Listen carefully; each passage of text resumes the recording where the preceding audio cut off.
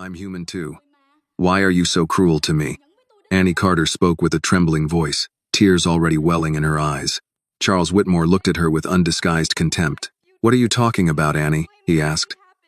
His voice was calm to the point of coldness, almost completely emotionless. Who mistreated you? What exactly did I do? Annie could barely keep the letter in her hands. The disciplinary notice trembled between her fingers. The cold black lines of text blurred behind her tears. Her exam results had been canceled. Her scholarship nomination had been suspended. Her chance at college, the one she had fought for year after year, had been taken from her in a single afternoon. You know, Annie whispered. Charles smirked, his eyes turning cold. No, I don't. And I suggest you choose your next words carefully. Blake Whitmore stood behind his father, his arms crossed over his chest, his face filled with satisfaction. Principal Margaret Hale remained near the conference room door, clutching a file folder tightly against her chest. Mrs. Larkin, the exam supervisor, stood beside her with her lips pressed into a thin line, as if Annie's pain had become an inconvenience that had gone on far too long. Miss Carter, Mrs. Larkin said, there is no need for you to explain any further. The matter is very clear. That device was found in your pocket during the exam. It wasn't mine, Annie said, choking on the words. I didn't put it there. I didn't even know it was in my pocket. Mrs. Larkin shook her head. That is also what you told the board. Because it's the truth. Principal Hale looked down at the file instead of meeting Annie's eyes. Annie, the school board has reviewed the situation. At this point, continuing to deny it will not help you. Annie turned to her, desperate enough that her voice nearly broke. Please, Principal Hale. You know me. You've seen my grades. Ask Mr. Brooks. Check my old tests. Check the cameras.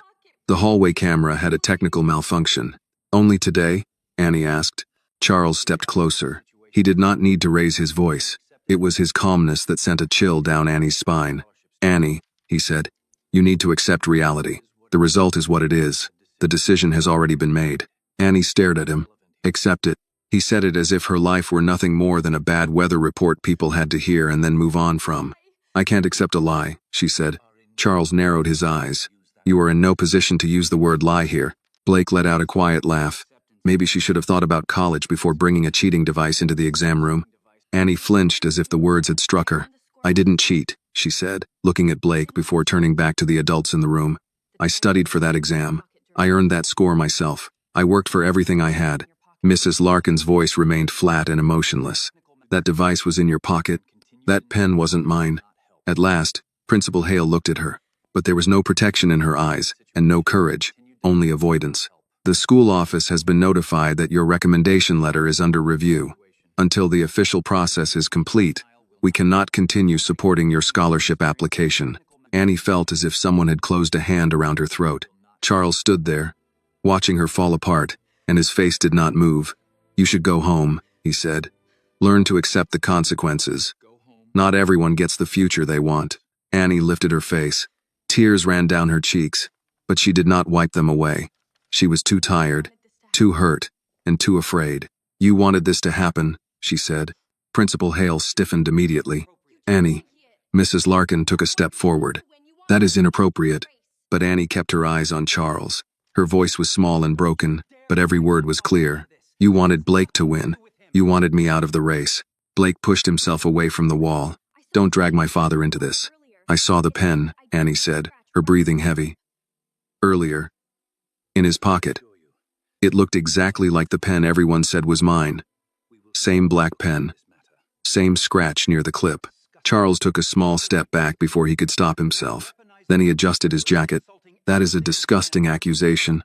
Annie stared at him, stunned by how quickly he had turned her pain into an insult against himself. I'm telling the truth. No, Charles said sharply. You are desperate. You were caught with a cheating device, and now you think you can save yourself by accusing me. A donor, a board member, a parent who has contributed more to this school than your family could ever imagine. Annie lowered her head. Her shoulders began to shake. My family never did anything to hurt you, she said. Charles leaned forward slightly. His voice was so cold that Principal Hale had to look away. Then perhaps your family should have taught you that actions have consequences. A small sound escaped Annie's throat. Half sob. Half trapped breath. Blake smiled again. That's right, consequences. Annie looked from Blake to Charles. then to Principal Hale. Her eyes were pleading before the words even came out. Please, if this goes on my record, no college will accept me. You know that. Everyone here knows that. Principal Hale swallowed. The process will determine what happens next. What process? Annie asked. The camera is broken. My work is being dismissed. That device wasn't mine, and no one is willing to listen. Mrs. Larkin replied coldly. The board has heard enough. Annie clutched the notice against her chest as if the paper itself could help her stay standing. Then she looked at Charles again. What did I ever do to you? She asked. I went to class. I studied hard. I stayed quiet when Blake mocked me. I worked harder because I knew I couldn't afford to make mistakes. That is all I ever did. Charles said nothing. Annie's knees trembled. Grace Miller, standing a few steps away, reached out toward her, but Annie did not move. Farther down the hallway, Mr. Brooks stood frozen, his face tight with helpless anger. Charles turned slightly toward Principal Hale. This conversation is over. No, Annie sobbed, her voice catching. It's over for you because you get to walk away. But I don't. You get to go home. And I have to live with what you did. Blake snapped. Don't talk to him like that. Annie barely heard him anymore. Her eyes remained fixed on Charles. All you had to do was sign a paper, make one phone call, and you could stop my entire life, she said through her tears. You could decide that I didn't deserve college just because your son wanted to win an award. You could destroy me and still call yourself a good man. Charles's jaw tightened, but he did not deny it. That silence gave Annie the answer she had always been afraid of.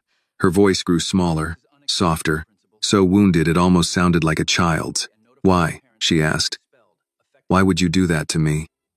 I'm a person too. How could you be so cruel to me?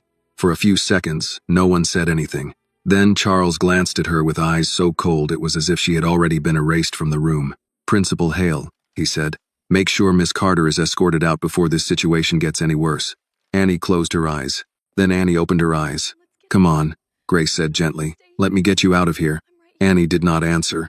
She only stared at the conference room door, at the place where Charles Whitmore had been standing before he turned and walked away, calm as if he had just signed a receipt. Principal Hale had followed him inside. Mrs. Larkin had left as well. Blake lingered for a few more seconds, just long enough to throw Annie one last satisfied look. Mr. Brooks walked toward her with slow, steady steps. Annie, he called softly. So this was it. Annie tried to take a deep breath, but it came out broken. They're not going to listen to me. I know. They've already made up their minds. I know. Then that means it's over. Mr. Brooks shook his head. No. It means they want you to believe it's over. Grace looked toward the conference room, anger clear on her face. They can't just do that. They can't cancel your score and then pretend the camera just happened to be broken today. They can, Mr. Brooks said, if no one stops them. Annie wiped her face with her sleeve and looked down at the letter again. The words on the paper looked even colder than before. Preliminary decision. Formal review. Violation of academic integrity. Nomination suspended. They sounded so official they could bury a person alive. What am I supposed to tell my aunt? Annie asked. She thinks I'm at a scholarship review meeting. Mr. Brooks's expression softened. He understood that kind of question. It was not just fear. It was the pain of a child who had to bring terrible news home to someone who had sacrificed everything for her. Tell her the truth, he said, and let her stand with you. Annie's lips trembled. She worked a double shift last night. Then she understands injustice better than anyone. Grace gently squeezed Annie's arm. I'll take you home. Out of habit, Annie almost refused. She was used to taking the bus. Used to handling things on her own. Used to not bothering anyone. Used to accepting only the kind of help that did not cost people too much. But her legs were still shaking, and the thought of sitting alone on a bus with that letter in her hand made her chest tighten again. Okay, she whispered. They walked together toward the main entrance without saying much. The school day had not ended yet, but the news had already spread. Annie could feel it in the way conversations faded when she passed by. Eyes glanced at her and quickly turned away. Whispers were swallowed halfway through. That was what Annie hated most. Not the laughter, but the silence pretending not to know. Annie stopped in front of the trophy case. Grace took one more step before she noticed and turned back. Annie. Behind the glass were polished certificates and framed photographs from years past. Debate champions. Science fair winners. Community leadership awards. Near the center was a photo from last semester. Annie stood beside Mr. Brooks, holding a certificate from the state civic essay competition. She remembered that day clearly. Aunt Clara had worn her church dress and clapped louder than anyone else. Blake had sat 2 rows away, staring down at his phone. Charles had been there too, smiling at donors and talking about excellence as if it were something his family owned. Now Annie stared at her own face in the picture. That girl looked hopeful, not exactly innocent, but close enough, and it made her heart ache. Grace followed her gaze. They have no right to take that from you. They already did. No, Grace said, her voice firmer now. They're trying to. Mr. Brooks stood a few steps away, his hands in the pockets of his jacket. Miss Carter, listen to me. Lies spread quickly in places like this because people are afraid to slow them down. But every lie has a crack in it. We're going to find that crack. Annie wanted to believe him. She truly did. But belief required strength. And most of her strength had already been used, just to remain standing. Outside, the afternoon sunlight felt painfully bright. Grace's car was parked near the student lot, an old blue Honda her mother had left her. On the other side of the parking area, Blake's red sports car sat near the entrance, spotless and arrogant even when it was still. Annie looked at it and remembered Blake's voice in the hallway. I guess the Whitmore Award goes to someone who knows how to follow the rules. She felt sick. Grace unlocked the car. Get in. Annie slid into the passenger seat and held her backpack tightly on her lap. Mr. Brooks leaned down beside the window before Grace could start the car. I'm going to request copies of every document from that hearing, he said. Your exam records, the proctor's report, the incident report, everything. Will they give them to you? Grace asked. At first, they'll avoid it. Then they'll delay. Then they'll act annoyed, because I keep asking. Grace frowned. That sounds like they won't give them to you. That sounds like Whitmore Prep, he replied. Then he looked at Annie. But I know how you work. I know how you write, how you solve problems, how you build an argument. If they switched anything, there will be signs. Annie looked up. Switched something? Mr. Brooks looked directly into her eyes. I don't say that lightly. Annie's fingers tightened around the edge of her backpack. Grace said at once, We'll help. Mr. Brooks nodded. Tonight, write down everything you remember, minute by minute, who stood where, who touched your bag, who left the room. Small details matter, especially when powerful people are counting on everyone else being too scared to remember. Annie swallowed. I don't know if I can do that. You can do it even while you're crying, he said gently, but do it. Grace drove out of the school parking lot. For the first few minutes, neither of them spoke. Atlanta traffic moved slowly around them. Parents in SUVs. Office workers returning from lunch. Delivery trucks blocking lanes. Finally, Grace said, My mom knows a lawyer. No, Annie answered immediately. Annie, no. Lawyers cost money, and if this gets bigger, they'll say I'm attacking the school. They're already attacking you. Annie closed her eyes. You don't understand. If they put this on my record, I'm finished. If colleges think I'm a troublemaker, I'm finished too. If I go against Charles Whitmore and lose, I'm more than finished. Grace was silent for a while. You're right. I don't understand all of it, but I know wrong when I see it. Annie turned her face toward the window. Knowing something is wrong doesn't mean you can beat it. Grace had no answer. When they reached the apartment, Aunt Clara opened the door before Annie could knock a second time. She was still wearing her blue nursing scrubs, but her shoes were off, and worry was already written across her tired face. What happened? She asked. Annie tried to speak, but no sound came out. Aunt Clara looked from Annie's swollen red eyes to Grace standing behind her, then down at the folded letter clutched in Annie's hand. Her face changed. Oh, sweetheart. That was all it took. Annie stepped into the apartment and broke down sobbing. The letter slipped from her hand and fell near the doormat. Grace bent down, picked it up, and silently handed it to Aunt Clara. Aunt Clara stood in the doorway and read the letter. Her eyes moved slowly over each line, and Annie felt as if every word were cutting into her aunt's body. When she finished, she folded the letter carefully. They're saying you cheated? I didn't, Annie cried into her aunt's shoulder. Aunt Clara, I swear I didn't. I know you didn't. They found a device in my pocket. I said I know. The certainty in her aunt's voice made Annie cry even harder. All afternoon, she had been begging to be believed, and now belief had come before any explanation. Grace stood awkwardly near the door. Mrs. Carter, if you want, I can stay. Or I can go. Aunt Clara looked at her. Your Grace? Yes, ma'am. Do you believe my niece? Yes, ma'am. Then you can sit down. Grace sat down, Aunt Clara led Annie to the kitchen table and placed a glass of water in front of her. It was the same table where, that morning, there had been oatmeal, toast, and the soft light of hope. Now a disciplinary notice lay on it, as if it had polluted the whole room. What exactly did they say? Aunt Clara asked. Annie told her everything. When she reached the part where she had accused Charles and he had called her desperate, Aunt Clara closed her eyes. That man, she said quietly, looked at you and saw a child he thought no one would protect. Annie stared down at the table. Maybe he was right. Aunt Clara immediately leaned forward. Don't ever say that in this house. But what if I can't prove it? Then we'll find someone who can help. What if no one listens? Then we'll speak louder. Annie looked at her aunt, exhausted down to her bones. I'm so tired. I know. I'm tired of having to prove I'm not the person they think I am. If this scene touched your heart, please like this video, comment where you are watching from, and subscribe to the channel for more emotional stories about courage, justice, and hope. Aunt Clara reached across the table and placed her hand over Annie's. Her hand was rough from work, warm from dishwater, and from years of carrying everything alone. Your mother used to say the same thing, she said. Annie looked up. She did? Aunt Clara nodded. Different room, same fight. Grace's phone buzzed. She checked the screen, and her face immediately tightened. What is it? Annie asked. Grace hesitated. Grace, what is it? Grace turned the screen toward Annie. Someone had just posted a message in the student group chat. Heard the scholarship girl got caught cheating on the final. Guess she's not as smart as she looks. Annie stared at the message until the words blurred. Aunt Clara gently took the phone from Grace's hand, glanced at it once, and placed it face down on the table. No, she said. Annie wiped her tears. No what? No, they do not get to write the story about you and then force you to live inside it. Aunt Clara pushed the glass of water closer to Annie. Drink. Then you're going to write down everything you remember.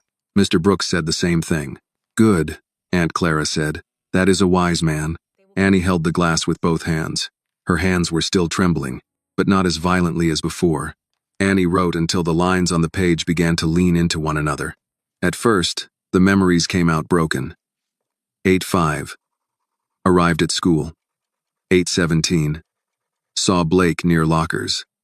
8:41. Entered testing room. Mrs. Larkin. By the door.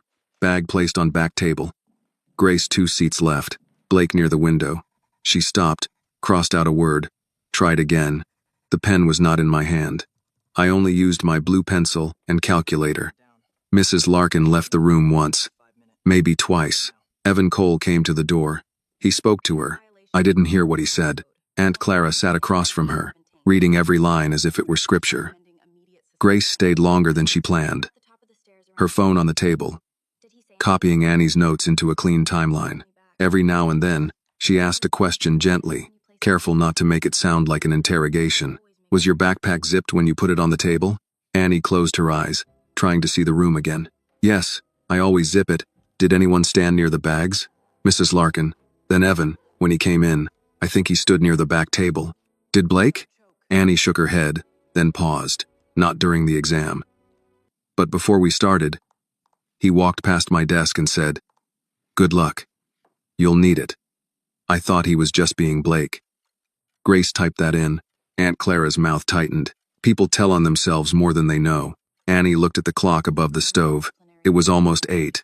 The room smelled of reheated chicken soup and coffee gone cold. She had not touched the soup.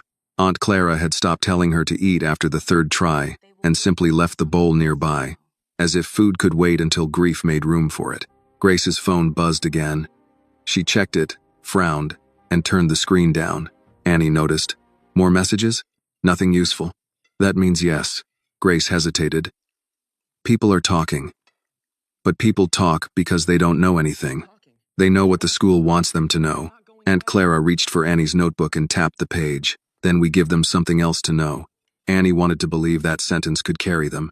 But beyond that kitchen, beyond the yellow light over the table and the tired love in her aunt's eyes, Charles Whitmore had money, lawyers, a last name on the science hall, and a son who was probably laughing somewhere Annie would never be invited.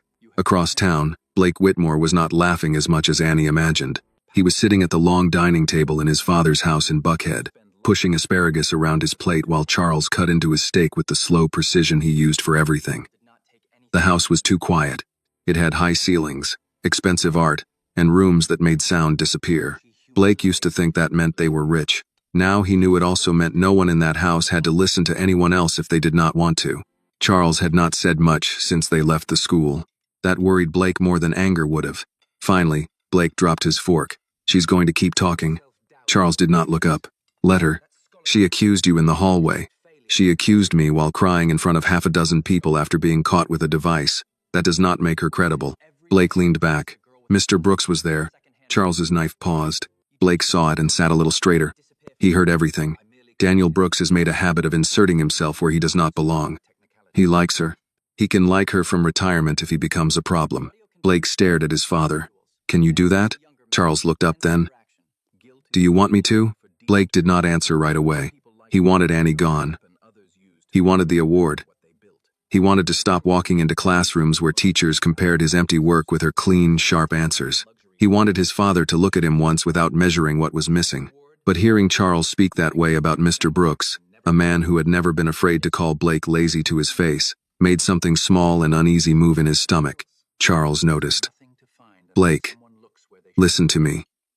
There are moments in life when people either protect what belongs to them or spend the rest of their lives apologizing to those who take it. She didn't take anything from me. Charles's eyes hardened. Blake regretted saying it. She humiliated you, Charles said. Repeatedly. Publicly.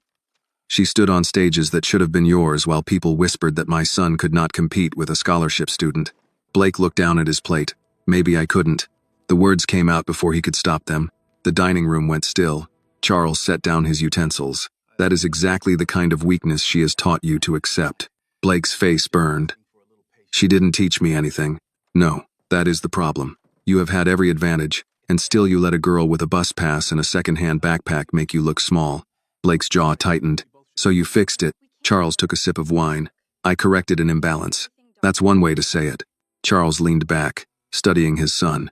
Do you feel guilty? Blake laughed once, but it sounded thin. No. Good. Guilt is useful only when it keeps decent people decent.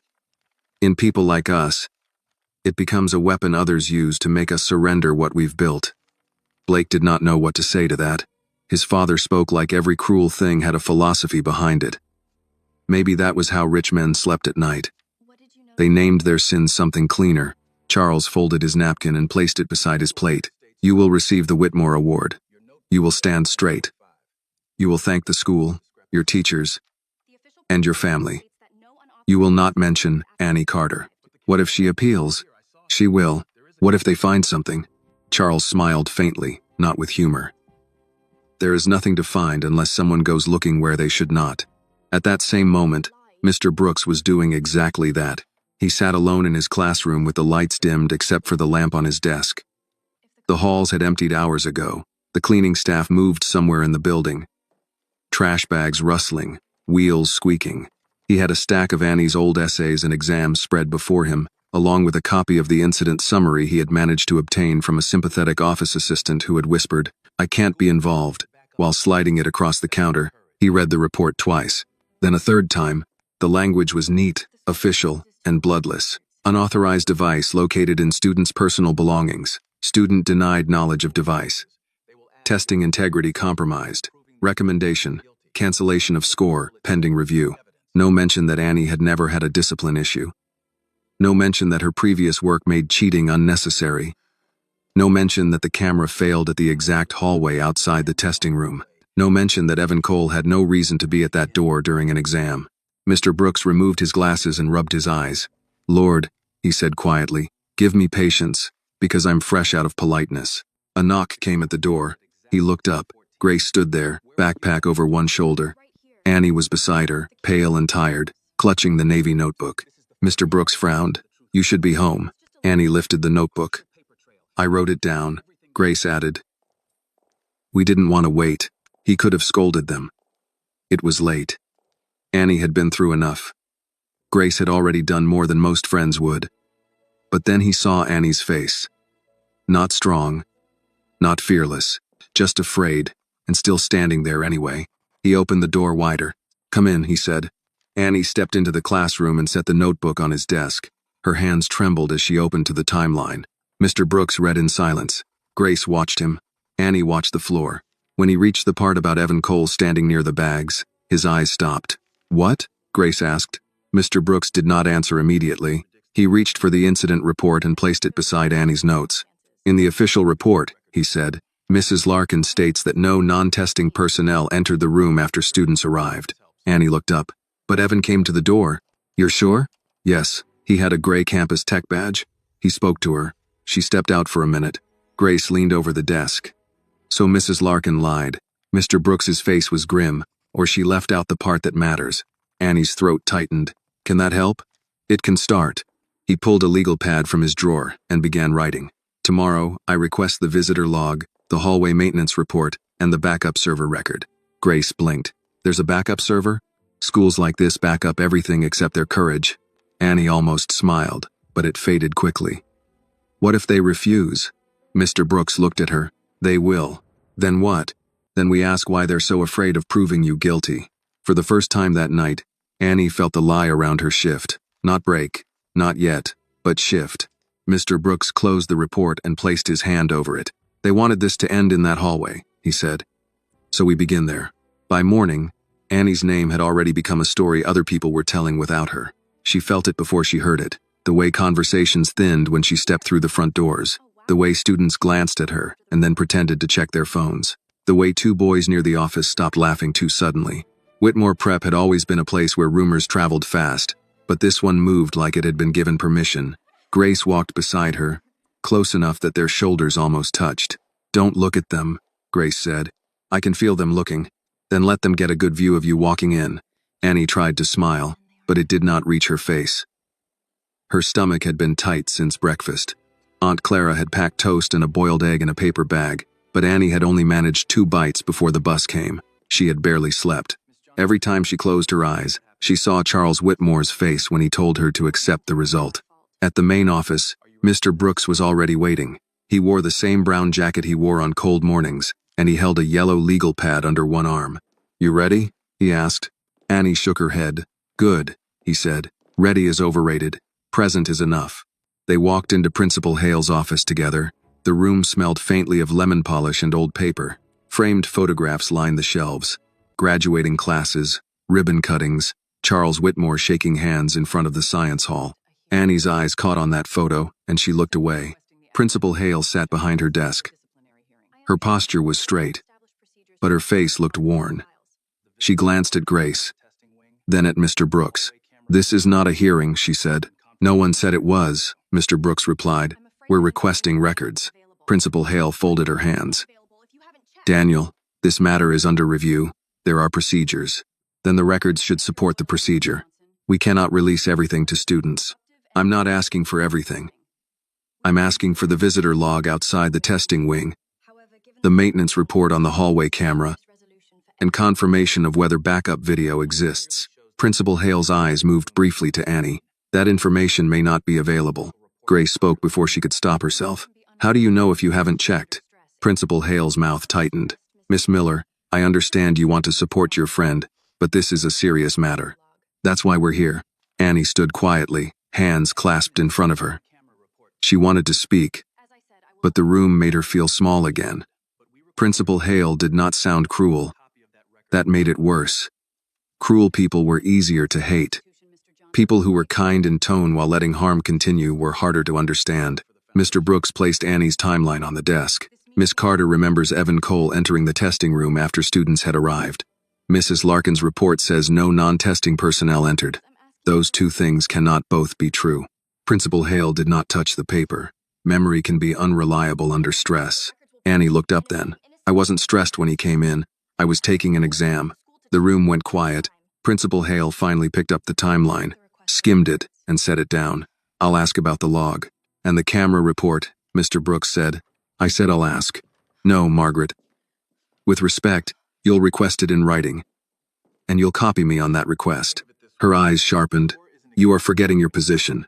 Mr. Brooks leaned back, calm but firm. "No, I'm remembering it. I teach here. I don't work for Charles Whitmore."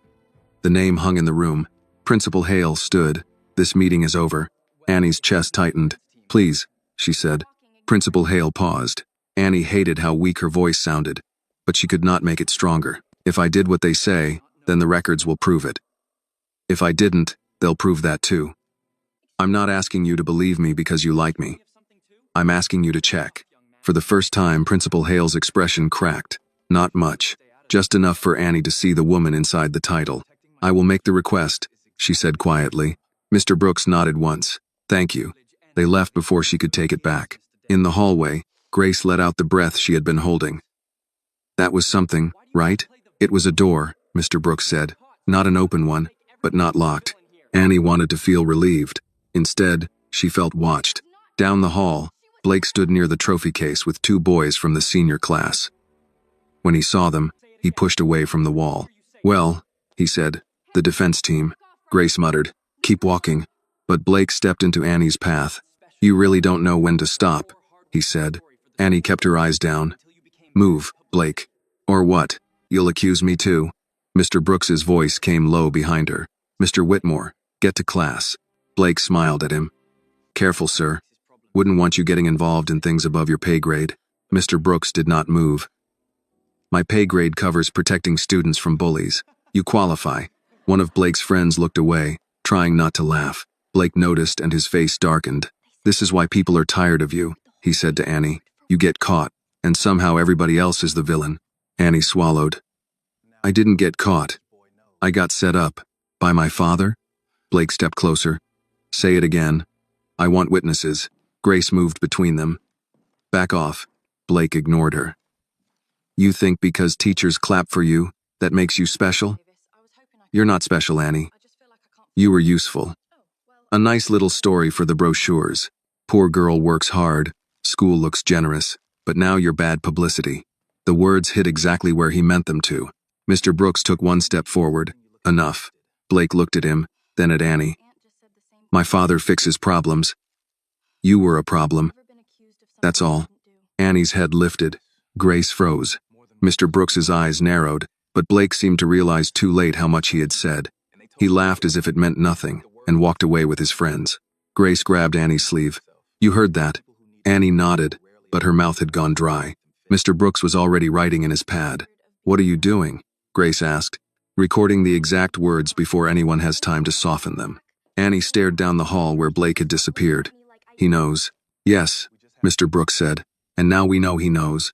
The rest of the day moved like a test Annie had not studied for. In English, no one sat beside her except Grace. In chemistry, her lab partner asked the teacher if he could switch groups, then pretended it was about focus. At lunch, Annie stayed in the library, because she could not bear the cafeteria. Mr. Brooks found her there near the back shelves, untouched sandwich in front of her. You need to eat, he said. Aunt Clara said that too. Smart woman.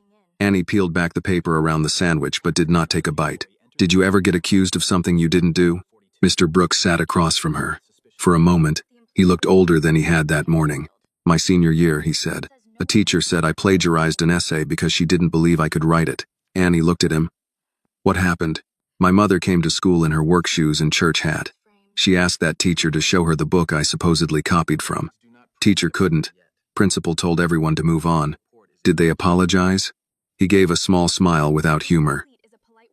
People who need you small rarely apologize for trying to make you fit. Annie looked down. I'm tired of being a lesson. I know. I don't want to be strong. I just want my score back. That's fair. And my name. That too. And I want them to stop looking at me like I did it. Mr. Brooks leaned forward. Then we keep going. Before Annie could answer, his phone buzzed. He checked the screen and stood. What is it? Principal Hale copied me on the request. Grace, who had just arrived with a bottle of water, leaned over. For the records? Yes. That's good.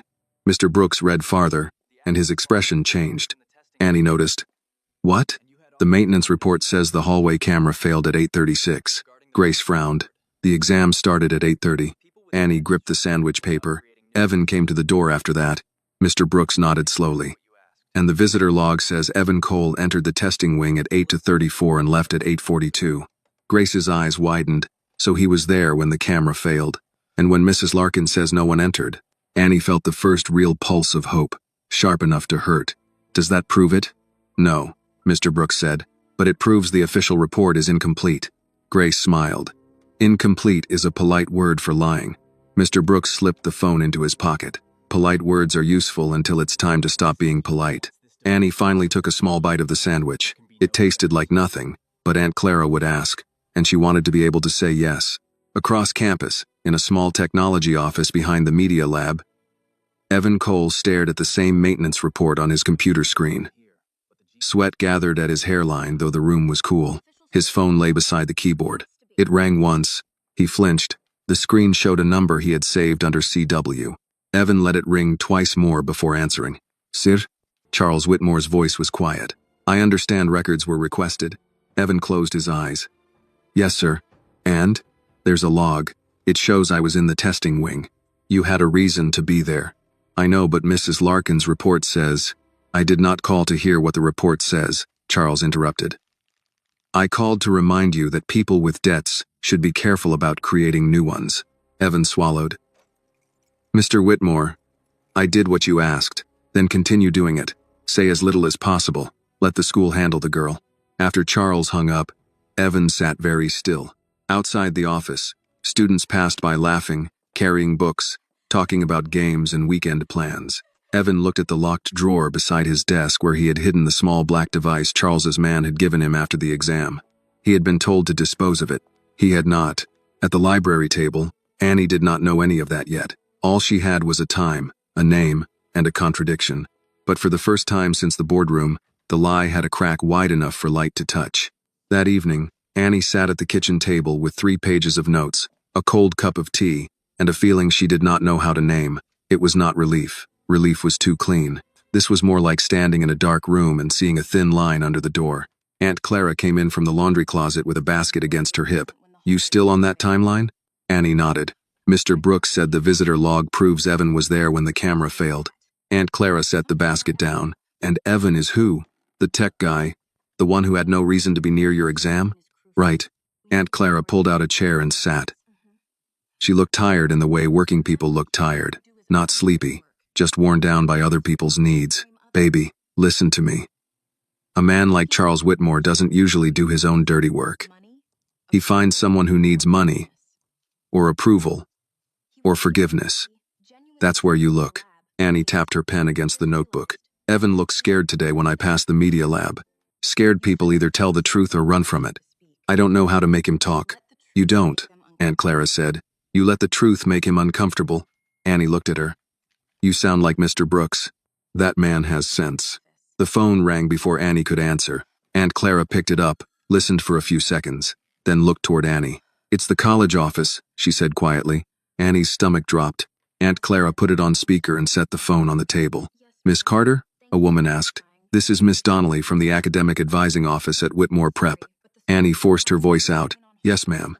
I'm calling to inform you that your scholarship packet remains on hold until the disciplinary review is resolved. We've also received notice from 2 university partners requesting clarification. What does that mean? Aunt Clara asked. It means colleges may pause evaluation until the matter is settled. How long? There was a careful silence. That depends on the board. Aunt Clara's face hardened. The same board that canceled her score before checking the camera? Ma'am, I'm only relaying the status. Annie stared at the college brochure on the refrigerator. The corners had curled from months of being held under the peach magnet. If it takes too long, she said. Could I lose my spot? Miss Donnelly softened, but softness did not change the answer. Deadlines are deadlines, Annie. I'm sorry. After the call ended, the apartment seemed smaller. Aunt Clara reached across the table. Look at me. Annie did not. Look at me, baby. Annie lifted her eyes, and the tears came before she could stop them. They're running out the clock. I know.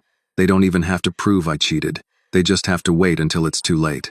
Aunt Clara's hand closed over hers. Then we don't wait with them. The next morning, Grace met Annie outside the front gate with 2 coffees and a folder pressed under her arm.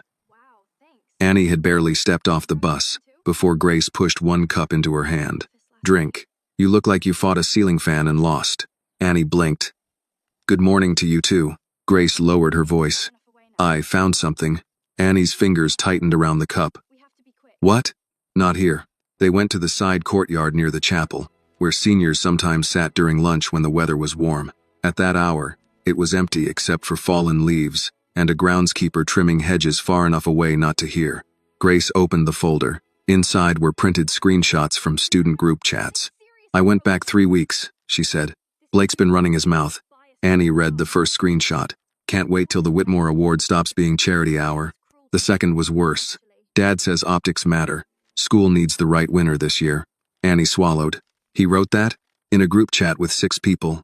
One of them forwarded it to me after I asked around. Why would they help? Grace made a face. Because Blake is mean to everybody eventually. Annie read the final screenshot. Relax. Dad handled the scholarship girl. Her hands went cold. Grace watched her. I know it's not a confession. But it's something. It's him, Annie whispered. I know. Annie looked across campus toward the main building. Students walked under the brick arches with backpacks and breakfast sandwiches, laughing like the world had not shifted beneath her feet. We have to show Mr. Brooks, Grace said. They found him in his classroom before first period. He read the screenshots without speaking. The longer he stayed quiet, the more Annie worried. Is it useful? Grace asked. Mr. Brooks placed the pages on his desk. It's not enough by itself. But together with the visitor log and Mrs. Larkin's false report, it helps build intent. Grace exhaled. Good. Annie did not feel good. What if they say Blake was joking? They will. What if they say I'm twisting it because I'm angry? They will say that too. Grace threw up her hands. Then what's the point? Mr. Brooks looked at both of them. The point is not one piece of proof. The point is weight. One stone gets dismissed. A pile becomes hard to step over. Before Annie could answer, the classroom door opened. Principal Hale stood there. She looked from Mr. Brooks to Grace to Annie, then to the screenshots on the desk. Daniel, she said, may I speak with you outside? Mr. Brooks did not move. If it concerns Annie, she can hear it. Principal Hale stepped in and closed the door behind her. I received a call from Mr. Whitmore this morning. Grace muttered. Of course you did. Principal Hale ignored her. He is concerned that students and staff are spreading unfounded allegations against his family. Annie felt heat rise behind her eyes again. Not tears this time. Exhaustion. Mr. Brooks said, his son's messages are not unfounded. They are private student messages taken out of context. Grace snapped. He said his dad handled her. And you, Principal Hale said, finally looking at her, should be very careful about distributing screenshots that could be considered harassment. Grace stepped back as if she had been slapped. Annie spoke before fear could stop her. So Blake can say things about me, but if Grace shows them, she's harassing him? Principal Hale's face flickered. That is not what I said. It's what it sounds like. The room went still. Mr. Brooks's voice was calm. Margaret, are you here to help find the truth or to warn us away from it? She closed her eyes for a second. When she opened them, she looked older. I'm trying to keep this from becoming something none of you can control. It already is, Annie said softly, because you let him control it first. Principal Hale did not answer.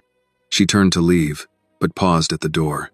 The formal review has been moved up, she said. Tomorrow afternoon. Annie's breath caught. Tomorrow? Yes. You may bring a written statement. The board will make a final recommendation after that.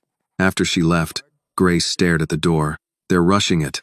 Mr. Brooks picked up the screenshots and slid them into a folder. Yes. Why? Annie already knew. Because they think we're getting too close. The day became a blur of classes Annie could not focus on, and eyes she could feel on her back. At lunch, she stayed with Grace in an empty music practice room because the cafeteria felt impossible. Grace tried to make her eat crackers from a vending machine. Annie took one and held it until it broke in her fingers. You don't have to go to last period, Grace said. If I skip, they'll say I'm hiding. They're going to say something either way. Annie looked at the broken cracker in her palm. I hate that. After school, she went to the library to wait for Aunt Clara, who had insisted on coming to the review tomorrow. Annie tried to draft her statement, but every sentence sounded too weak or too angry. I did not cheat. That was true, but it felt small against what they had built. I have worked hard. Also true, but hard work had not protected her. I deserve to be believed. She stared at that one for a long time. A shadow fell across the table. Blake stood there, hands in his jacket pockets. No friends this time. You really should stop, he said. Annie closed her notebook. Leave me alone. I'm serious. My dad's already annoyed. You keep pushing, it's going to get worse. It already got worse. Blake leaned down slightly. You think those screenshots matter? Everybody knows people talk trash. You have no idea what you're up against. Annie's heart pounded. I know enough. No, you don't. His voice dropped. My father can make one call and turn this from a school issue into a legal one. Defamation, harassment, whatever his lawyers want to call it. You and your aunt got money for that? The mention of Aunt Clara made Annie's stomach twist. Blake saw it and pressed harder. Go home, take the punishment. Maybe some community college will still take you after a year or two. Annie looked down at her notebook because if she looked at him too long, she might cry again. Why do you hate me so much? She asked. Blake's face tightened. I don't hate you. Then why?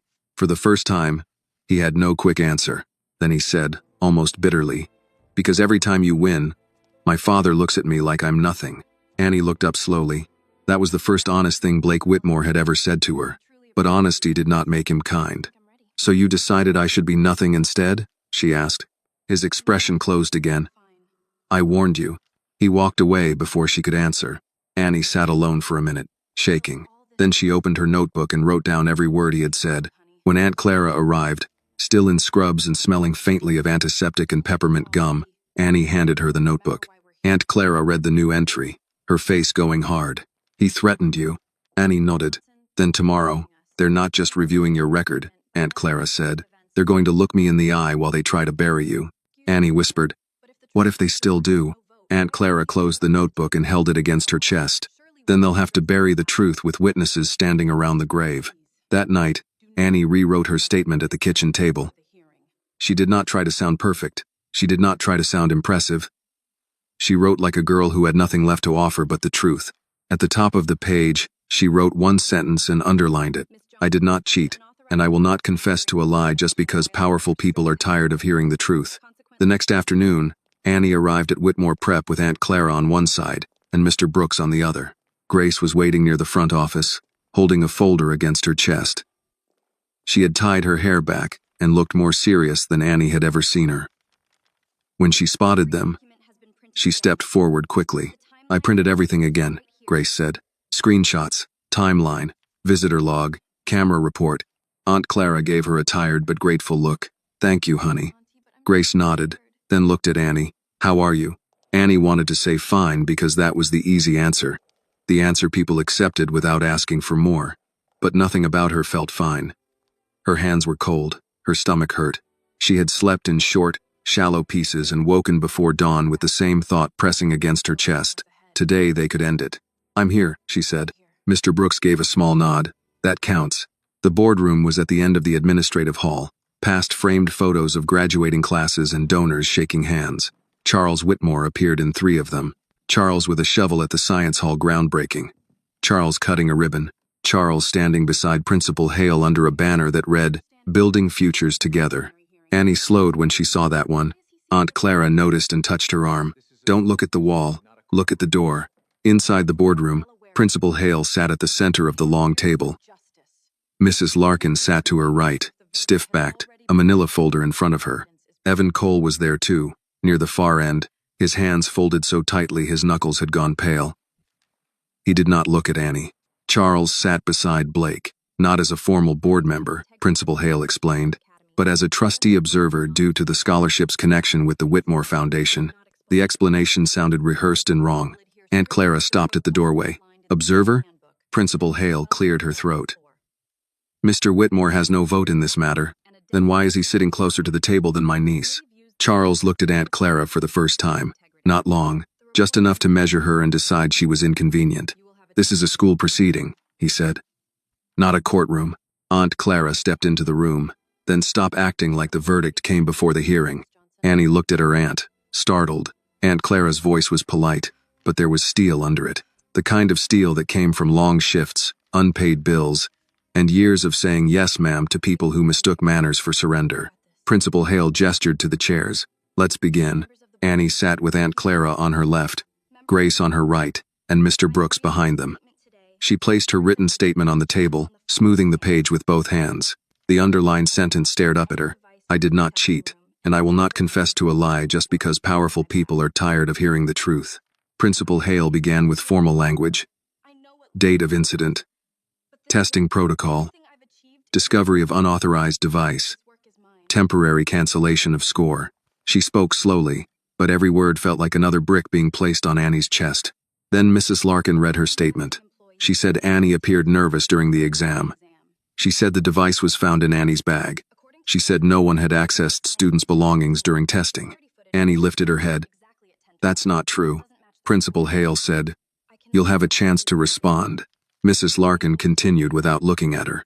"Based on the facts available, I believe the integrity of the exam was compromised." When she finished, Charles leaned back slightly.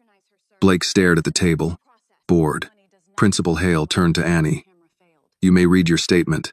Annie picked up the page, but the words blurred. Her mouth went dry. For a second, she could not breathe. Aunt Clara placed one hand over her wrist. "Slow, baby." Annie nodded. She began, "My name is Annie Carter. I did not cheat on the final exam. I did not bring a device into the testing room. I did not place that pen in my bag. And I had never seen it before Mrs. Larkin pulled it out. Her voice shook, but it held. "I have studied for this award all year. I know what this exam means.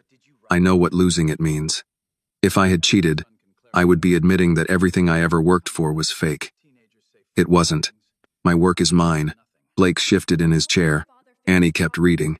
"Mrs. Larkin's report says no non-testing personnel entered the room after students arrived. That is not true. Evan Cole came to the door during the exam." Mrs. Larkin stepped out. The visitor log shows he was in the testing wing from 8:34 to 8:42. The hallway camera failed at 8:36. Principal Hale looked down at her own folder. Annie's voice grew softer. "I don't know everything that happened. I can't prove every part yet. But I know what didn't happen. I didn't cheat." She set the paper down. For a moment, no one spoke. Then Charles sighed. A moving statement, but emotion does not answer the device in her bag. Aunt Clara turned toward him. "And money doesn't answer why the camera failed." Charles's eyes narrowed. "Mrs. Clara Carter, Mrs. Carter, I understand this is painful, but your niece was found with prohibited material. My niece was found with something someone put there. You have no proof of that." Grace opened her folder. "We have proof the report is wrong." Principal Hale held out a hand. "Miss Miller, please." Grace pushed forward anyway. "Blake sent messages before Annie was even accused. He said the school needed the right winner. He said his dad handled the scholarship girl." Blake's head snapped up. "Those were private." Grace looked at him. "So you did write them?" His face flushed. "That's not what I meant." Mr. Brooks spoke from behind Annie. "What did you mean?" Blake looked at his father. Charles answered for him. "Teenagers say foolish things. If careless words were evidence, half this school would be under review." Annie looked at Blake. "You told me yesterday your father fixes problems and I was a problem."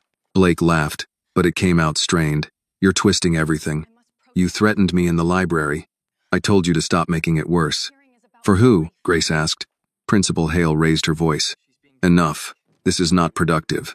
Aunt Clara leaned forward. "No, ma'am. It's uncomfortable. That's not the same thing."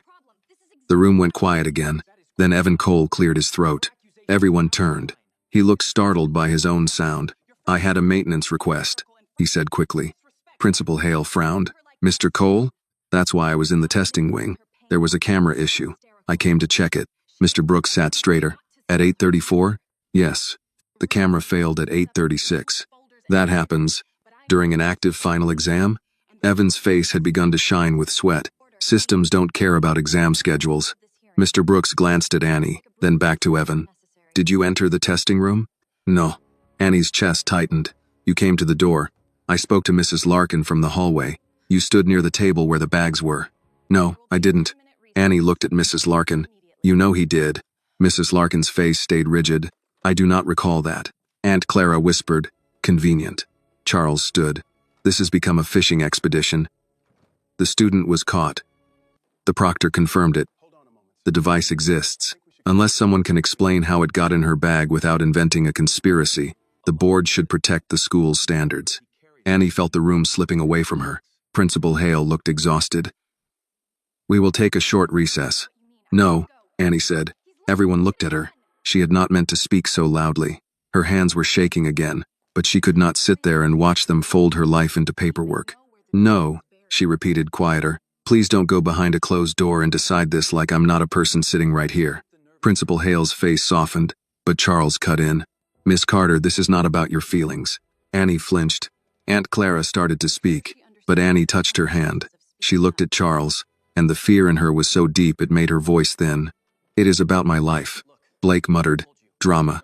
Grace turned on him. Shut up, Blake. Miss Miller, Principal Hale warned. No, Grace said. He gets to sit here after joking about this, after saying his dad handled her, and Annie is the one being treated like a problem? Charles's voice hardened.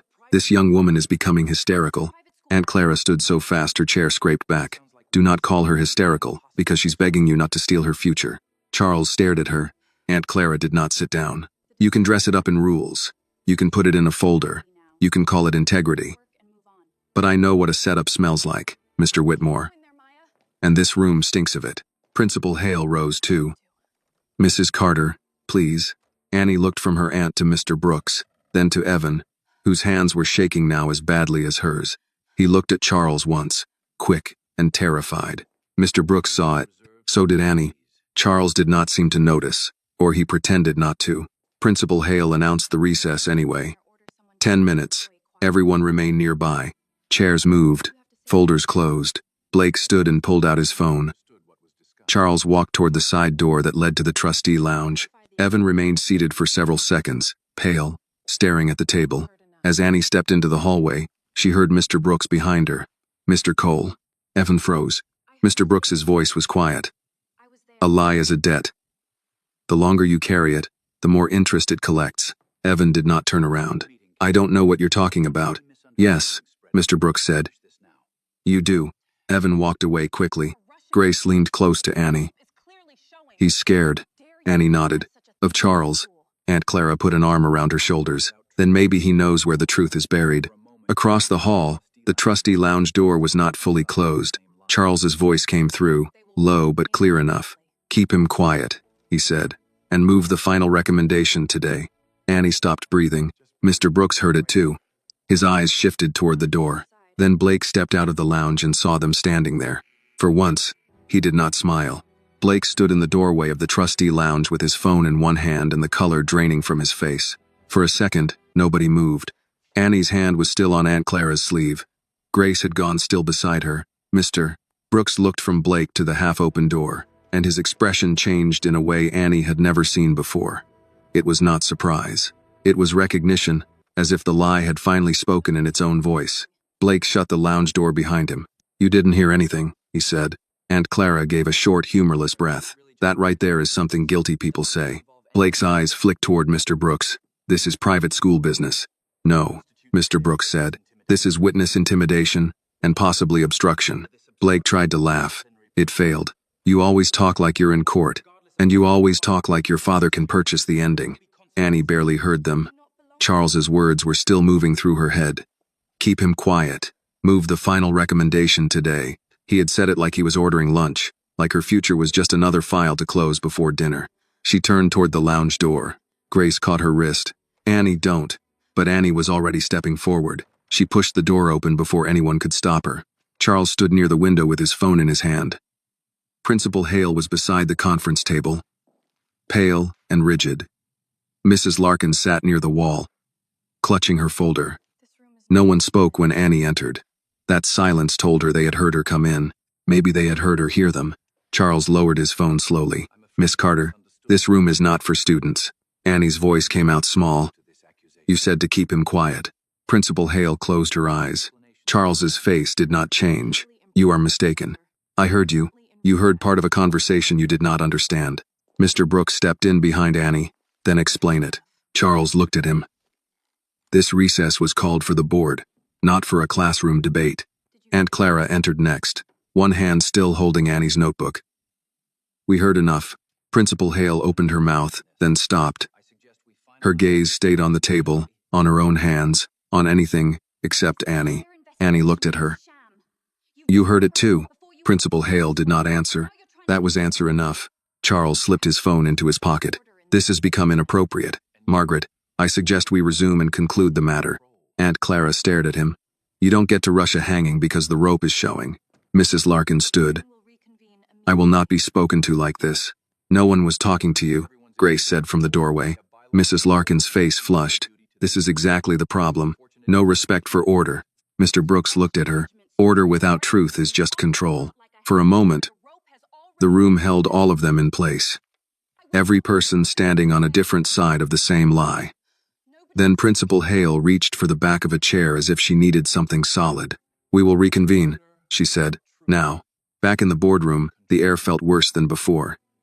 Annie sat down, but her legs kept trembling under the table.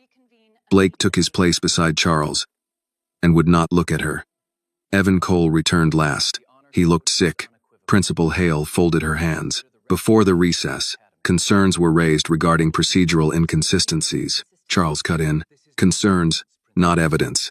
Mr. Brooks did not look at him. A false proctor report is evidence of something. Mrs. Larkin snapped. My report was not false. Then why did you omit Evan Cole's presence in the testing wing? I did not consider it relevant. Grace leaned forward. A tech employee near students' bags while the camera failed is not relevant? Mrs. Larkin looked to Principal Hale. Are we allowing students to interrogate staff now? Aunt Clara answered before Hale could. If staff helped frame my niece, yes. Charles's hand came down flat on the table. Not loud enough to be a slam, but enough to make Annie flinch. This is absurd. Every minute we entertain this performance damages the school. The student was found with a device. The exam is compromised. End of matter. Annie stared at his hand. It was the kind of hand that signed contracts, shook with politicians, rested on Blake's shoulder in newspaper photos. It did not look like a hand that could ruin a girl. Maybe that was the danger. Cruelty did not always come with dirty fingernails. Principal Hale's voice was low. Mr. Whitmore, please. No, Margaret. You know what must be done. Aunt Clara turned to Principal Hale. Did he just instruct you? Charles smiled without warmth. Mrs. Carter, I have supported this institution for more than a decade. And you think support means ownership? It means responsibility. No, Aunt Clara said. Responsibility would be checking the truth before you crush a child. Charles's jaw tightened. Do not call her a child when she is old enough to cheat. Annie dropped her gaze. The room went quiet in the worst way. Even Blake looked uneasy for half a second. Mr. Brooks's voice came soft. Say that again, Charles. Charles looked at him. Say it again, Mr. Brooks repeated. Let everyone hear how easily you speak about a girl whose future you're holding in your hand. Charles looked away first, but only because Principal Hale stood. We are moving to final recommendation, she said. Annie's head jerked up. Already? Principal Hale did not meet her eyes. Based on the device recovered, the proctor statement, and the compromised integrity of the exam, the board recommends cancellation of the score and a formal notation pending district academic review. Grace whispered. No. Aunt Clara stood. You can't be serious. It is not final until the district review, Principal Hale said.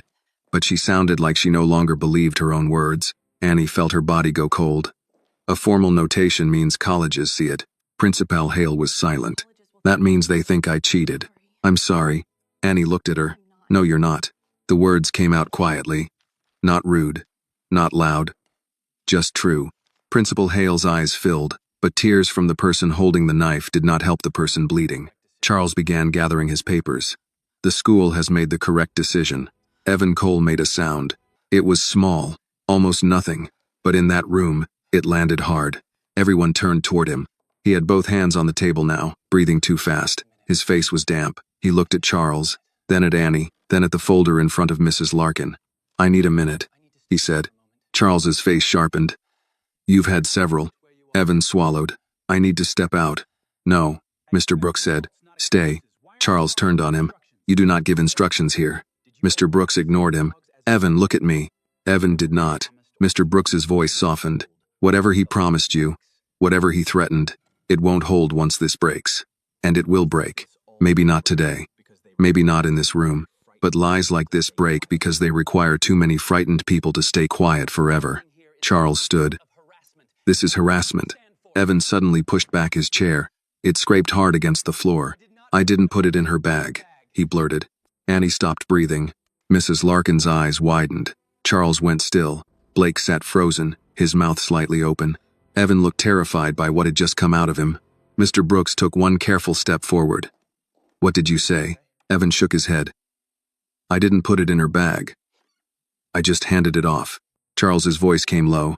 Stop talking. But Evan had crossed the line. and panic had taken him faster than loyalty could pull him back. I was told to disable the hallway camera for maintenance. Just a few minutes. That's all. Mrs. Larkin was supposed to step out. The bag was on the back table.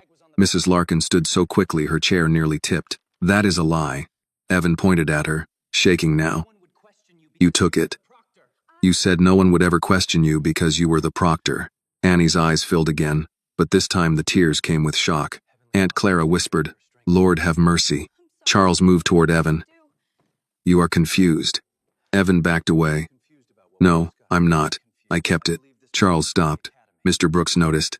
Kept what? Evan looked as if he might be sick. The real device. The one they told me to get rid of after the hearing. I didn't. It's in my office drawer. Grace covered her mouth. Principal Hale gripped the table. Evan, he paid me, Evan said, and now his voice broke. Not directly. Through a consulting invoice. I owed money. I was stupid. I thought it was just some rich kid thing, changing a score, making an issue disappear. I didn't know it would. He looked at Annie. I'm sorry, he said. Annie could not answer. The apology hit her, but it did not heal anything. It only proved that her pain had been planned. Charles's expression had become unreadable, but his eyes were dangerous. You have no idea what you're saying. Evan laughed once, bitter and scared. I know exactly what I'm saying. You called me last night. You called me during recess. The logs will show it. Blake turned to his father. Dad? Charles did not look at him. Principal Hale sat down slowly, as though her knees had given out. Mrs. Larkin started speaking too fast, denying everything, saying Evan was unstable, saying Annie's supporters had pressured him, saying this was outrageous. But no one was listening to her the way they had before. Aunt Clara moved close to Annie and put a hand on her back. Breathe, she whispered. Annie tried. Mr. Brooks looked at Principal Hale. Now we stop the recommendation. Principal Hale nodded, stunned. Yes. And we secure that drawer before anyone touches it. Yes. And we notify the district. Charles spoke then, cold and controlled. I advise everyone in this room to consider the legal consequences of repeating unverified claims. Aunt Clara looked at him. You still threatening people? He looked at Annie. For the first time since this began, she saw something behind his contempt. Not remorse. Not yet. Something closer to fear. Annie wiped her face. Her voice was weak, but the whole room heard it. You knew. Charles said nothing. You knew I didn't cheat. His silence filled the boardroom, and for Annie, that silence was the first honest answer he had given. Evan's words did not free Annie the way she had imagined truth would. For a few seconds, the room seemed to tilt, and all she could do was sit there with Aunt Clara's hand on her back, breathing through the shock. She had wanted someone to say it. She had prayed for one adult in that building to admit what had been done, but hearing it out loud did not erase the hallway whispers, the canceled score, the fear that had crawled into her chest and made a home there. It only made the cruelty real. Principal Hale picked up the phone on the table with unsteady fingers. Security needs to secure the Media Lab office, she said to the receptionist. Now. No one enters until I get there. Charles stepped toward the door. This is premature. Mr. Brooks moved before anyone else did, placing himself between Charles and the exit. He did not touch him. He did not need to. Where are you going? Mr. Brooks asked. Charles's eyes narrowed. Move. No. Aunt Clara stood beside Annie. You heard the man. Sit down. Charles looked at her with cold disbelief. You do not give orders to me. And yet here we are. Blake looked from his father to Evan, panic replacing his usual arrogance. Dad, what is he talking about? What device? Charles did not answer. That frightened Blake more than any denial would have. Principal Hale rose from her chair, her face pale but set now. Mr. Whitmore, no one leaves until district officials are notified. Charles gave a short laugh. You are making a mistake. I already made one, she said quietly. I'm trying not to make another. For the first time since Annie had known her, Principal Hale sounded like someone who understood the cost of her own fear. Mrs. Larkin began gathering her papers with shaking hands. I refuse to be part of this circus. Grace stepped in front of her. You're not taking those. Mrs. Larkin stiffened. Excuse me? You heard me. Principal Hale turned. Mrs. Larkin. Leave the folder on the table. It contains my notes. It contains evidence. The proctor's face flushed. You are treating me like a criminal. Aunt Clara looked at Annie, then back at Mrs. Larkin. Funny how that feels different when it happens to you. Mrs. Larkin froze, and for a moment Annie saw not guilt, exactly, but fear of losing the protection she had been so comfortable using against someone else. Security arrived with the school resource officer, Officer Ben Collins. A heavy-set man in his 50s who knew most students by name and usually spent his days directing traffic, breaking up parking lot arguments, and reminding boys to take off baseball caps indoors. He stepped into the room, looked around, and sensed quickly that this was no normal discipline meeting. "Principal Hale?" he asked. "We need to secure Mr. Cole's office. There may be evidence related to the exam incident." Officer Collins's gaze moved to Annie. His face softened. He had seen her receive awards in this school. He had once helped jumpstart Aunt Clara's car after a winter concert. "Annie," he said carefully, "you all right?" Annie tried to answer, but her throat closed. Aunt Clara said, "No, she is not, but she's standing." Officer Collins nodded once, then looked at Evan. "You're coming with me." Evan stood. His legs seemed unsteady. Charles spoke sharply. "Mr. Cole, I strongly advise you not to say another word without counsel." Evan looked at him, and something tired passed over his face. "You should have thought of that before you asked me to help ruin a kid."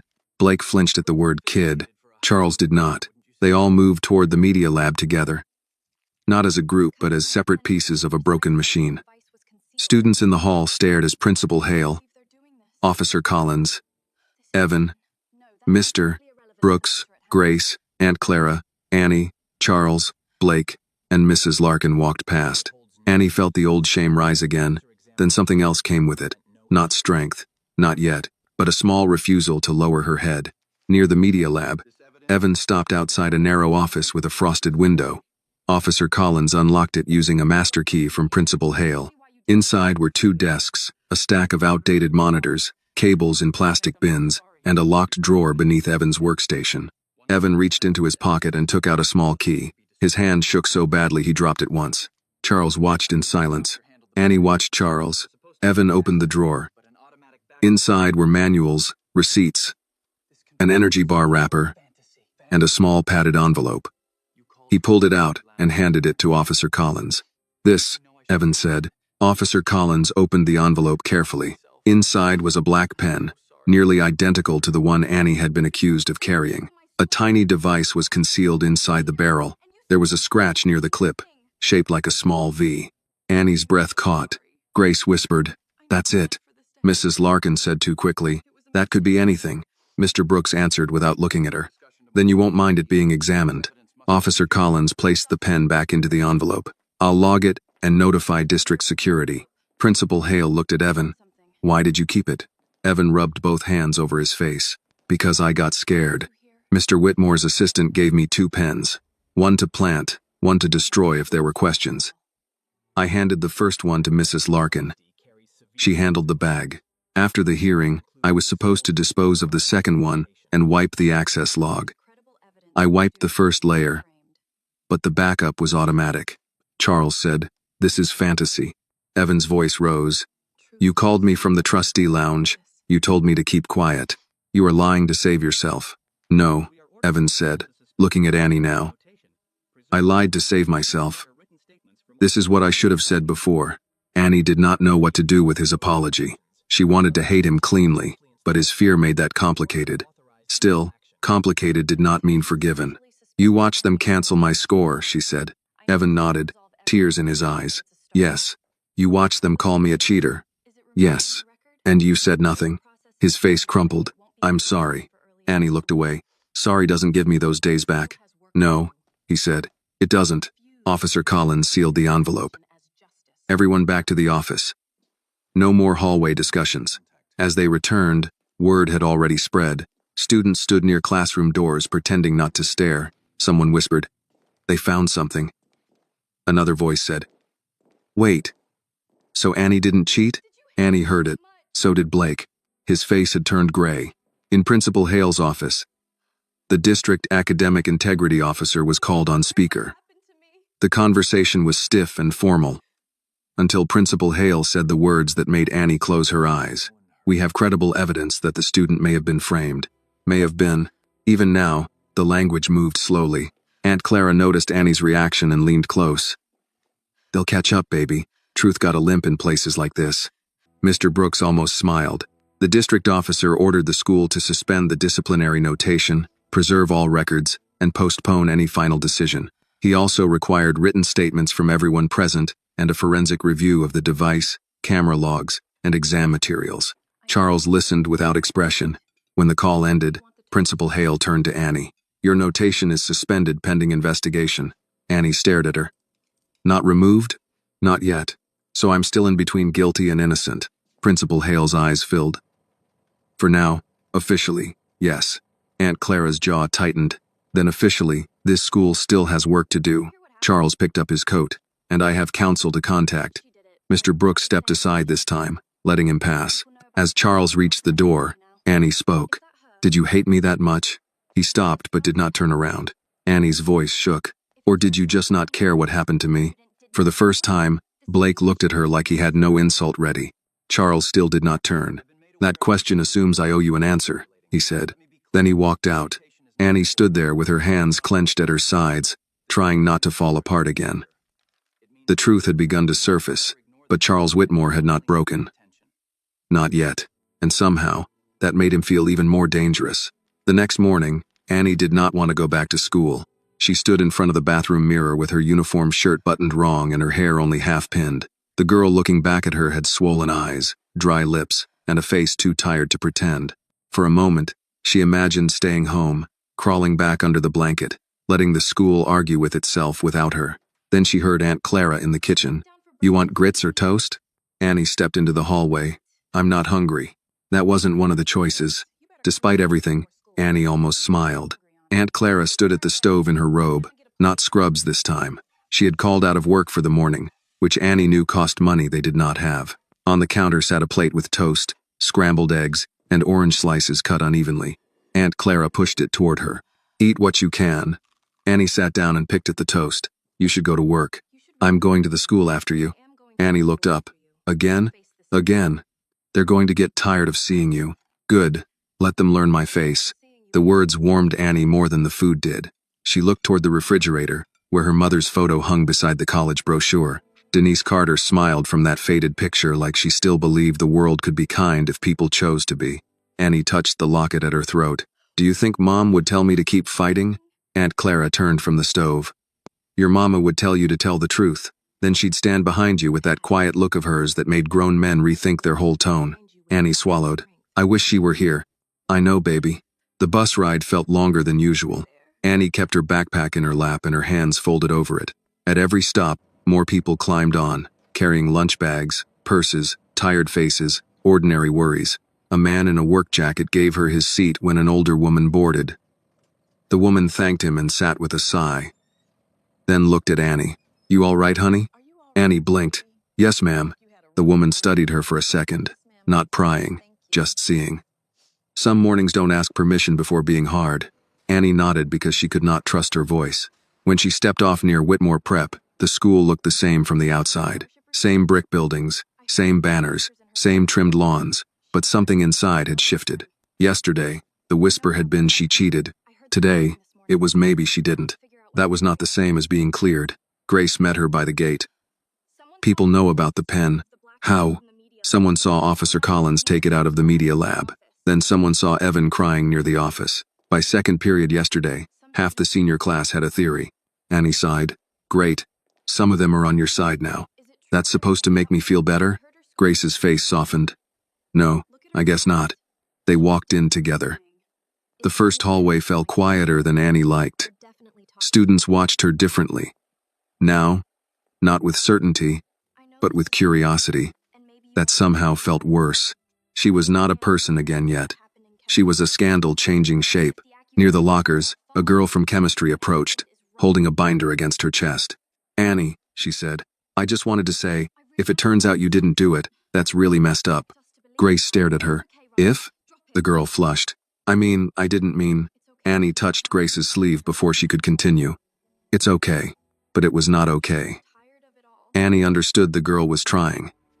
But trying late still hurt. It reminded Annie how quickly people had believed the worst, and how carefully they now wanted credit for believing a little less. In advanced civics, Mr. Brooks had not started the lesson when Annie entered. He stood by his desk, reading from a printed email. His face told her something had happened. After the bell, he closed the classroom door. "Before we begin," he said, "there is a matter I need to address. Some of you have spoken about Miss Carter in ways that were cruel, careless, and in several cases, false." The room went still. Annie looked down at her desk. Mr. Brooks continued, "A person's name is not a toy. You do not toss it around because a rumor gives you something to talk about before lunch." No one moved. Blake's seat was empty. That absence pressed against the room. A boy in the back muttered, "We didn't know." Mr. Brooks turned his eyes to him. Not knowing is exactly when decent people speak less. The boy looked down. Annie's throat tightened.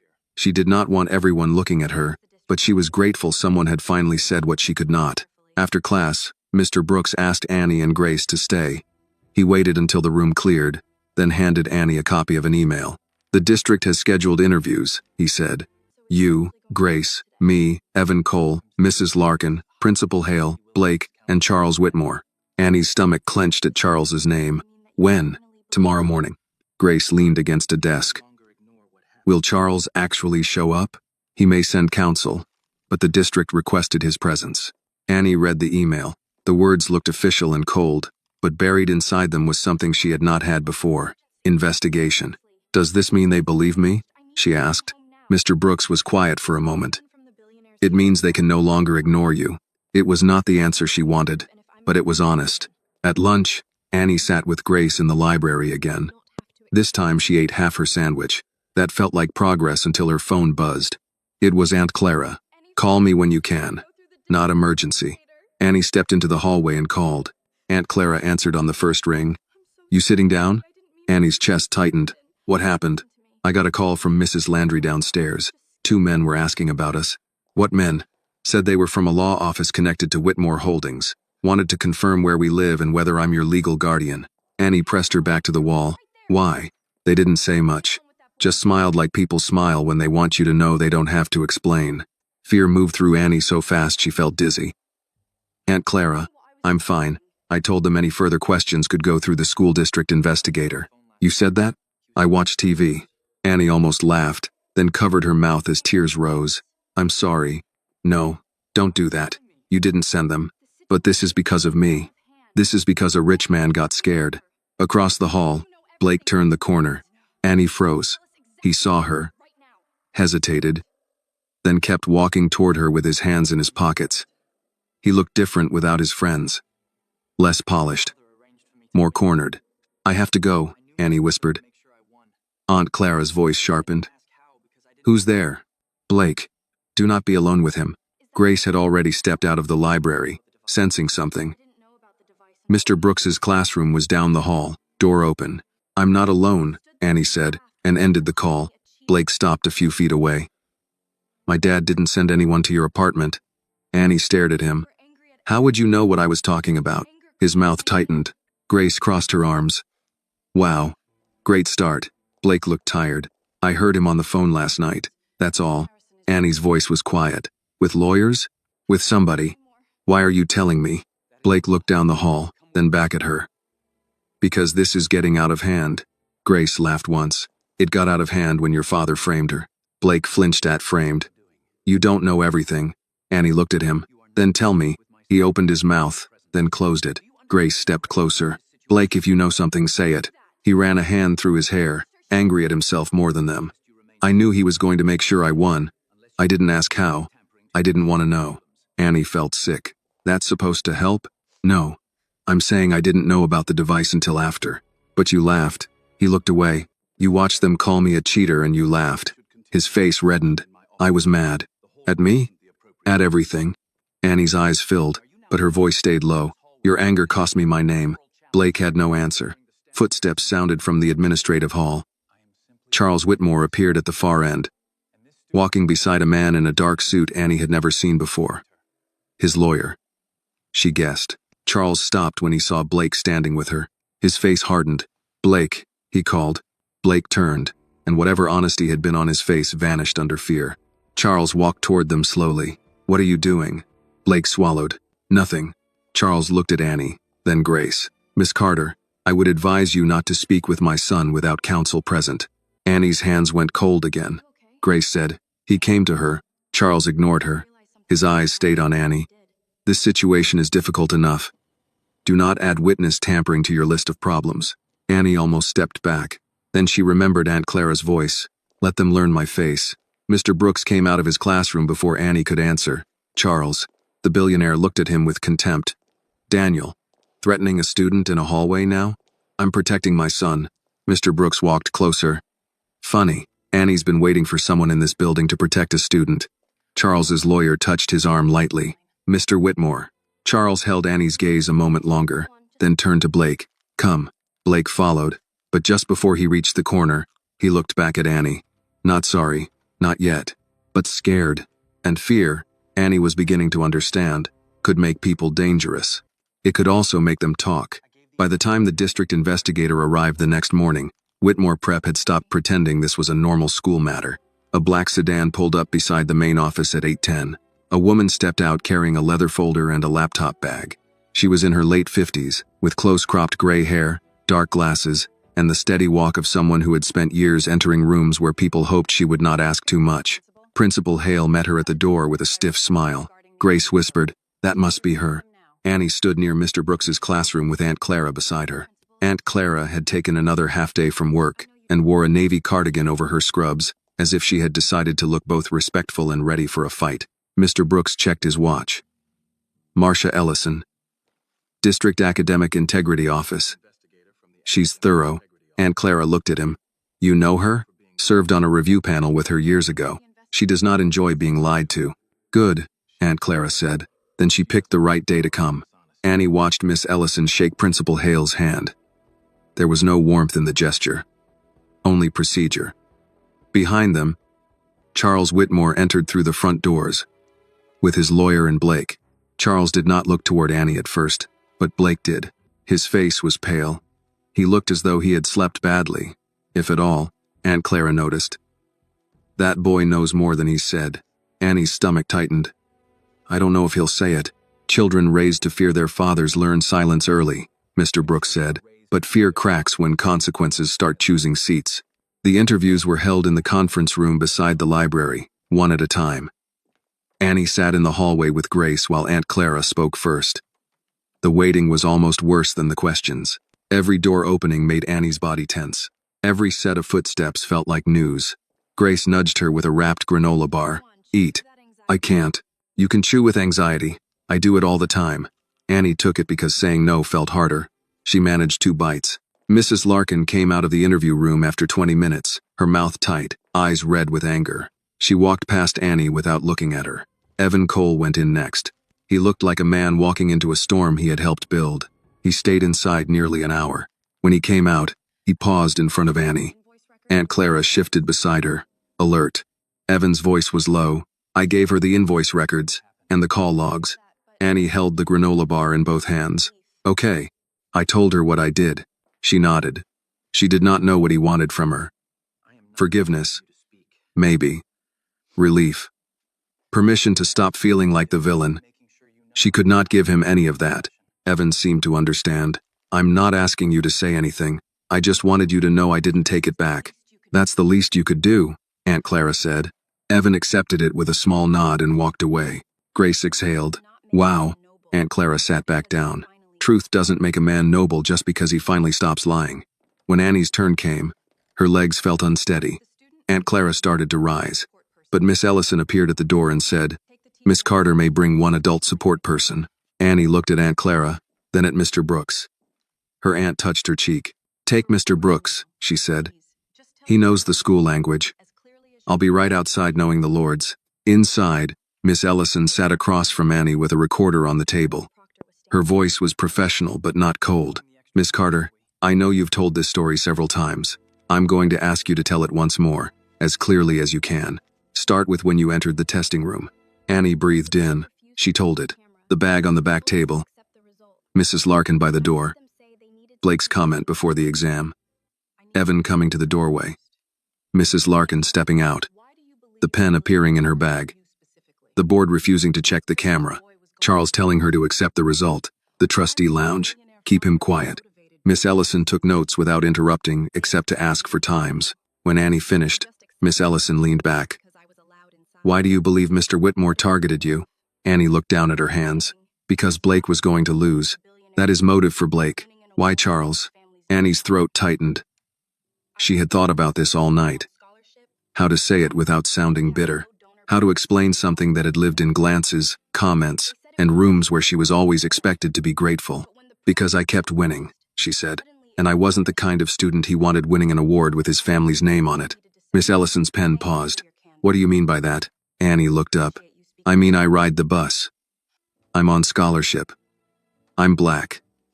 I don't come with donors or parents who play golf with board members.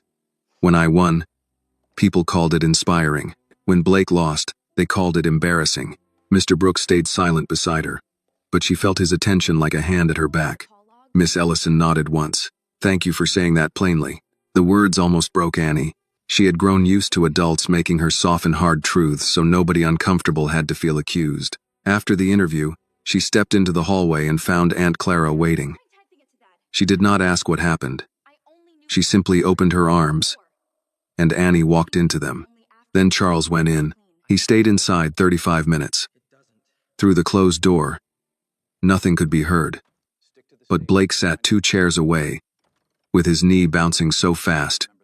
Grace kept looking at it. His lawyer had gone in with Charles, leaving Blake alone under the eyes of people he could not impress. Annie watched him. Did you know about the call logs? Blake looked over. What? Evan gave them to Miss Ellison. His knee stopped. Grace leaned forward. You really didn't know? Blake swallowed. My dad said Evan would keep quiet. Aunt Clara's eyes sharpened. So you knew Evan mattered. Blake rubbed his face. I knew after. Not before. Annie's voice was tired. You keep saying that like it makes it clean. It doesn't, he snapped, then lowered his voice. I know it doesn't. The interview room door opened. Charles came out first, expression controlled. His lawyer spoke quietly into his ear. Charles looked at Blake. Don't say more than necessary, he said. Miss Ellison appeared behind him. Mr. Whitmore, I'll be interviewing Blake without you in the room. Charles turned. He is a minor. He is also a student witness. Counsel may be present if retained for him separately. You may not. Charles's lawyer murmured something. Charles looked displeased, but he could not refuse without making it worse. Blake stood slowly. As he passed Annie, he whispered, I didn't know it would go this far. Annie did not whisper back. It went this far because you let it. He went in. That interview lasted longer than anyone expected. During the wait, Principal Hale walked down the hall holding a folder. She stopped near Annie. I owe you an apology, she said quietly. Aunt Clara straightened. You owe her more than that. Principal Hale nodded. Yes, I do. Annie looked at the woman who had sat across from her and let the word cheater settle into her file. She wanted to feel something clean. Anger. Satisfaction. But all she felt was tired. Why didn't you help me sooner? Annie asked. Principal Hale's face folded with shame. I was afraid. Of him? Yes. Annie looked toward the closed interview room. So was I. Principal Hale blinked, and Annie saw the truth land. The door opened. Blake came out alone. His face was pale, but something in it had changed. Charles stood immediately. What did you say? He demanded. Blake looked at his father, then at Annie. Enough. Charles stepped toward him. Blake. No, Blake said, and his voice cracked. I told her enough. The hallway froze. Charles's face went hard in a way Annie had seen before, but this time Blake did not shrink as quickly. Miss Ellison came to the doorway. I'm placing the disciplinary action against Annie Carter on immediate administrative hold. Her scholarship recommendation is to be reinstated temporarily while the investigation proceeds. The exam materials will be reviewed by an outside panel. Annie did not move. Grace grabbed her hand. Annie, Miss Ellison continued, this does not close the case. But as of now, the evidence no longer supports treating Miss Carter as the offending party. Aunt Clara covered her mouth and turned away, shoulders shaking. Mr. Brooks looked at the floor for a moment, as if saying a private prayer. Annie heard the words, but her heart did not trust them yet. Temporarily. Investigation proceeds. Does not close the case. Still, something had shifted. The school could no longer point at her alone. Charles turned to Miss Ellison. You are making a serious error. No, she said, looking straight at him. I believe that was made before I arrived. For the first time, Charles Whitmore had no immediate answer, but as Annie watched his face close, she knew he was not finished. Men like Charles did not surrender because truth knocked once. They reached for something heavier. By the end of that day, the word temporarily followed Annie everywhere. Her scholarship recommendation was temporarily reinstated. Her disciplinary notation was temporarily held. Her exam score was temporarily under review. People who had looked away from her on Monday were temporarily polite by Wednesday afternoon, as if kindness could be borrowed until the truth became official. Annie hated that word. Temporary meant the floor could still open. Temporary meant Charles Whitmore still had time. Temporary meant she was allowed to breathe, but not too deeply. After school, Mr. Brooks asked Annie, Grace, and Aunt Clara to meet him in his classroom before they went home. The room was quiet except for the hum of the old air vent. Most students had left. A few athletes shouted somewhere outside near the field, their voices rising and fading through the window. Mr. Brooks placed a folder on his desk. Miss Ellison requested the original exam packets from the secure storage room. Principal Hale says they'll be transferred to the district tomorrow morning. Grace leaned against a desk. That's good, right? It should be. Annie heard the warning in his voice. But until those papers leave this building, I don't like it. Aunt Clara crossed her arms. You think somebody might touch them? I think someone already touched them once. Grace looked toward the hallway. Can we make copies? Not legally. Not unless the district authorizes it. Aunt Clara gave him a look. That sounded like a teacher answer. It is, and I'm trying very hard to keep us from giving them a reason to call Annie the problem again. Annie sat at one of the front desks, fingers wrapped around the strap of her backpack. What happens if the exam packet disappears?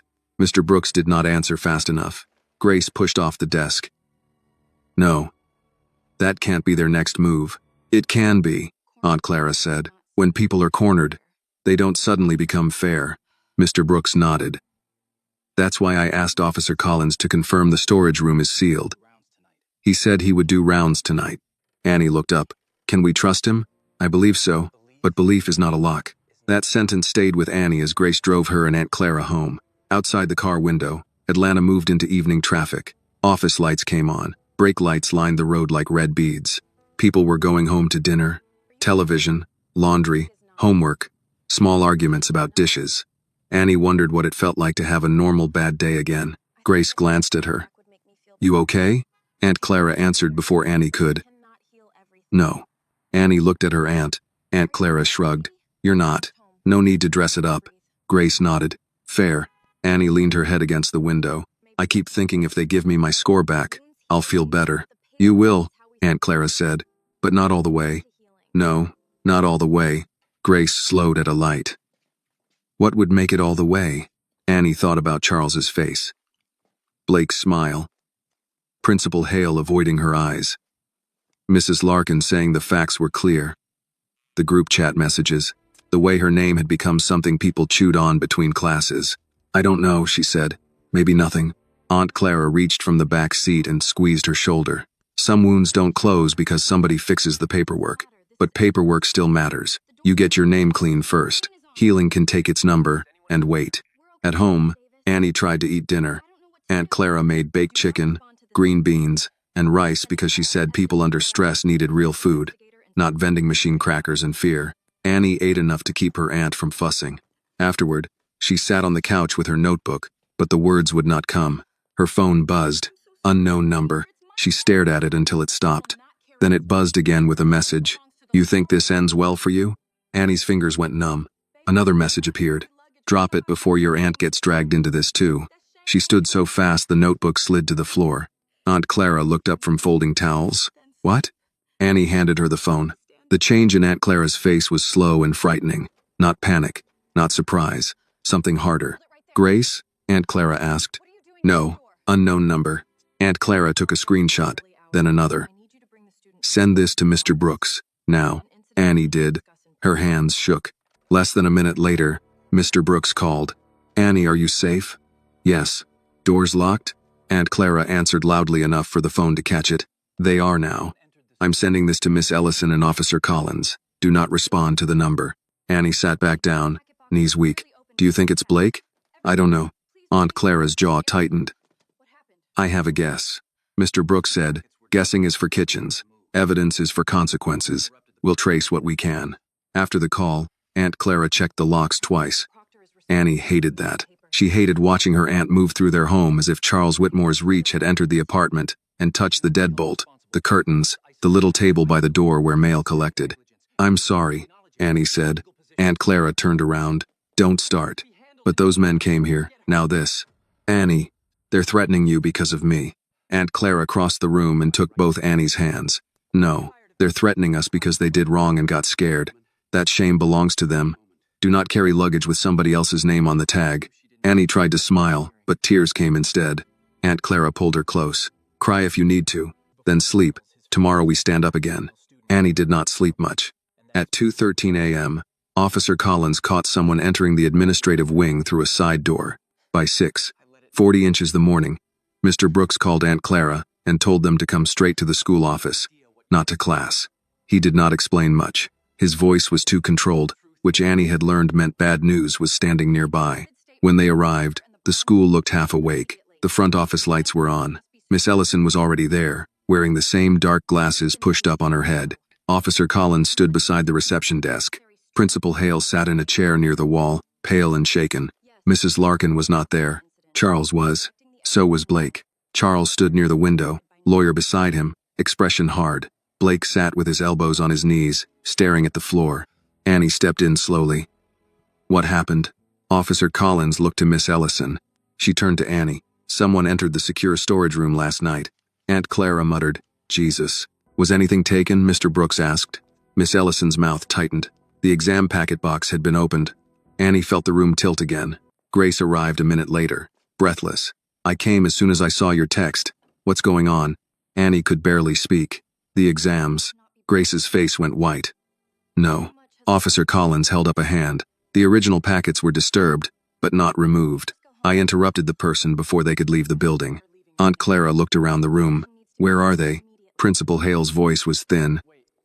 "In another office." "Who?" Annie asked. No one answered immediately. That silence told her before the name did. Miss Ellison said, "Mrs. Larkin." Grace whispered, "The proctor." Annie sat down before her legs failed. "She tried to steal the papers? Alter or remove?" Miss Ellison said. "We don't know yet." Charles spoke for the first time. "I want to be very clear. Mrs. Larkin's actions, if proven, are her own." Mr. Brooks turned on him. "You're distancing yourself already?" "I am stating a fact." Blake looked up, anger and fear mixing in his face. "Dad." Charles did not look at him. "Not now." But Blake stood. "No, now. You said this was handled. You said nobody would get hurt." Charles's eyes cut to his son. "Be quiet." The old Blake would have obeyed. This Blake shook his head. "No. You keep saying that. To me. To Evan. To everyone. Be quiet. Keep quiet. Don't say more than necessary." His voice cracked. "I'm tired of being quiet for something you did." Charles's lawyer stepped forward. "Blake, I advise you. I don't care what you advise." Blake looked at Miss Ellison. "My father knew Annie didn't cheat. He knew before the first hearing." Annie stopped breathing. Charles's face went still. Aunt Clara whispered, "There it is." Blake's hands shook at his sides. "He told me the night before the exam that Annie wouldn't be a problem after finals. I asked what that meant. He said, 'Your path will be clear.' After she got caught, I knew. I didn't know all the details, but I knew enough, and I let it happen." His eyes moved to Annie. "I let them do it." Annie looked at him, and all the anger she expected did not come the way she thought it would. What rose first was grief. Blake had been weak, cruel, jealous. He had watched her bleed and called it victory. But in that moment, he also looked like a boy who had finally seen the cost of wanting his father's approval. That did not absolve him. It only made the wreckage wider. Charles spoke softly. "You have no idea what you're doing." Blake laughed once, broken. "That's the first true thing you've said." Miss Ellison turned to Officer Collins. "I want recorded statements from Mrs. Larkin and Blake Whitmore immediately. Secure the exam packets and transfer them now." Officer Collins nodded. Principal Hale stood, barely steady. "I'll authorize it." Aunt Clara looked at her. "You should have done that days ago." Principal Hale lowered her eyes. "Yes." Annie sat still, hands folded in her lap, while the adults moved around her. Calls were made, folders collected, names written down. The machinery of justice slow and embarrassed, finally began to turn. Then Charles looked at Annie. For one brief second, the contempt was gone. Beneath it was something rawer, more dangerous, like a man watching a wall crack in a house he thought he owned. Annie did not look away. She had spent days begging to be believed. Now the truth was speaking without asking permission. The exam packets left Whitmore Prep in a district vehicle before noon. Annie watched from the front office window as Officer Collins carried the sealed box to the car, with Miss Ellison walking beside him. It should have felt like a victory. The evidence was no longer sitting inside a building where too many people had touched the truth with dirty hands. Mrs. Larkin had been removed from campus. Evan had given his statement. Blake had finally said what he knew. Still, Annie felt hollow. Grace stood next to her, arms crossed. They can't bury it now. Annie kept her eyes on the car until it pulled out of the lot. They already buried enough. Behind them, Aunt Clara was speaking quietly with Mr. Brooks. Principal Hale sat near her office door, looking like someone who had aged a year and a morning. Charles Whitmore remained at the far end of the lobby with his lawyer, making phone calls in a voice too low to hear. Blake stood apart from him, near the trophy case, staring at the floor. No one knew what to do next. The school day had continued, but not really. Teachers taught with distracted faces. Students whispered in clusters. Parents called the office. The rumor had grown legs, teeth, and names. Annie turned away from the window. "Can I go home?" Aunt Clara was beside her in a second. "Yes." Mr. Brooks looked at Principal Hale. "She should be excused for the rest of the day." Principal Hale nodded. "Of course." That of course sounded bitter in Annie's ears. Of course, now. Of course, after the evidence. Of course, after the adults who had doubted her had been forced to doubt themselves. As they started toward the exit, Blake stepped forward. "Annie." Aunt Clara stopped first. "Choose wisely, son." Blake swallowed. His face had lost the polished arrogance he usually wore like a jacket. "I just wanted to say." Annie waited. He looked at her, then at Mr. Brooks, then back. "I'm sorry." The words landed, but they did not settle. Annie's expression did not change. "For what?" Blake blinked. "For all of it. That's easy to say." "I know." "No, Blake, I don't think you do." Her voice was tired, not sharp. "Were you sorry when people called me a cheater? Were you sorry when my scholarship got suspended? Were you sorry when you told me I should stay in my lane?" His eyes dropped. Annie nodded as if his silence answered for him. "You're sorry because the room changed." Grace stood still beside her, watching Blake without pity. Blake rubbed his palms against his pants. "I was jealous." "I know. My dad, he stopped, then shook his head. "I hated how he looked at me when you won." Annie's throat tightened. Not with sympathy exactly, but with the pain of seeing how wide Charles's damage had spread. "So you let him look at me like I was nothing instead." Blake had no defense. "I can't fix it," he said. "No," Annie replied. "You can tell the truth every time they ask. That's what you can do." He nodded. "I will." Aunt Clara guided Annie toward the doors before Blake could say more. Outside, the air was warm, and the sunlight felt wrong against the day they had just lived. Grace offered to drive them, but Aunt Clara said she had brought the car. It was an old Toyota with a dented rear door and a church parking sticker peeling from the windshield. Annie slid into the passenger seat and leaned her head back. Aunt Clara started the engine but did not pull away. "You want to say something?" Annie asked. "I want to say about 100 things. Most of them would get me removed from school property." Despite herself, Annie let out a weak laugh. Aunt Clara looked at her. "There she is." The laugh faded. "I don't feel here. I know. Everybody keeps saying things are moving now. The evidence, the statements, the review. But I still feel like I'm standing in that hallway with him telling me to accept it." Aunt Clara looked through the windshield. "Because your body hasn't caught up to the truth yet." "What does that mean?" "It means fear don't pack up just because somebody opens a window." Annie turned her face toward her aunt. "Did Mom ever talk about someone named Charles?" Aunt Clara's hands tightened on the steering wheel. The silence came too fast. Annie sat up. "Aunt Clara?" Her aunt did not look at her. "Why you asking that?" "Because Blake's father looks at me sometimes like—" Annie stopped. She did not know how to explain it. Contempt, yes, but lately there had been something else under it, something disturbed by more than guilt. "I don't know." And Mom's locket, she touched the silver chain at her throat. "She never told me who was inside." Aunt Clara pulled into traffic slowly. "Your mother kept some things private. Was he one of them?" The car moved through the school exit, past the brick sign with Whitmore's name carved into it. Aunt Clara waited until they were on the main road before answering. Your mama loved someone before you were born. Annie's fingers closed around the locket. Charles Whitmore? Aunt Clara's eyes stayed on the road. I never heard her say his last name much. Just Charles. She met him one summer in Savannah. He was younger then. Not yet what he became. Annie felt the words enter her slowly. Why didn't you tell me? Because Denise asked me not to. Why? She said the past was a room she didn't want you growing up inside. Annie stared out the window, but she no longer saw traffic. Was he my father? Aunt Clara pulled into a grocery store parking lot and stopped the car.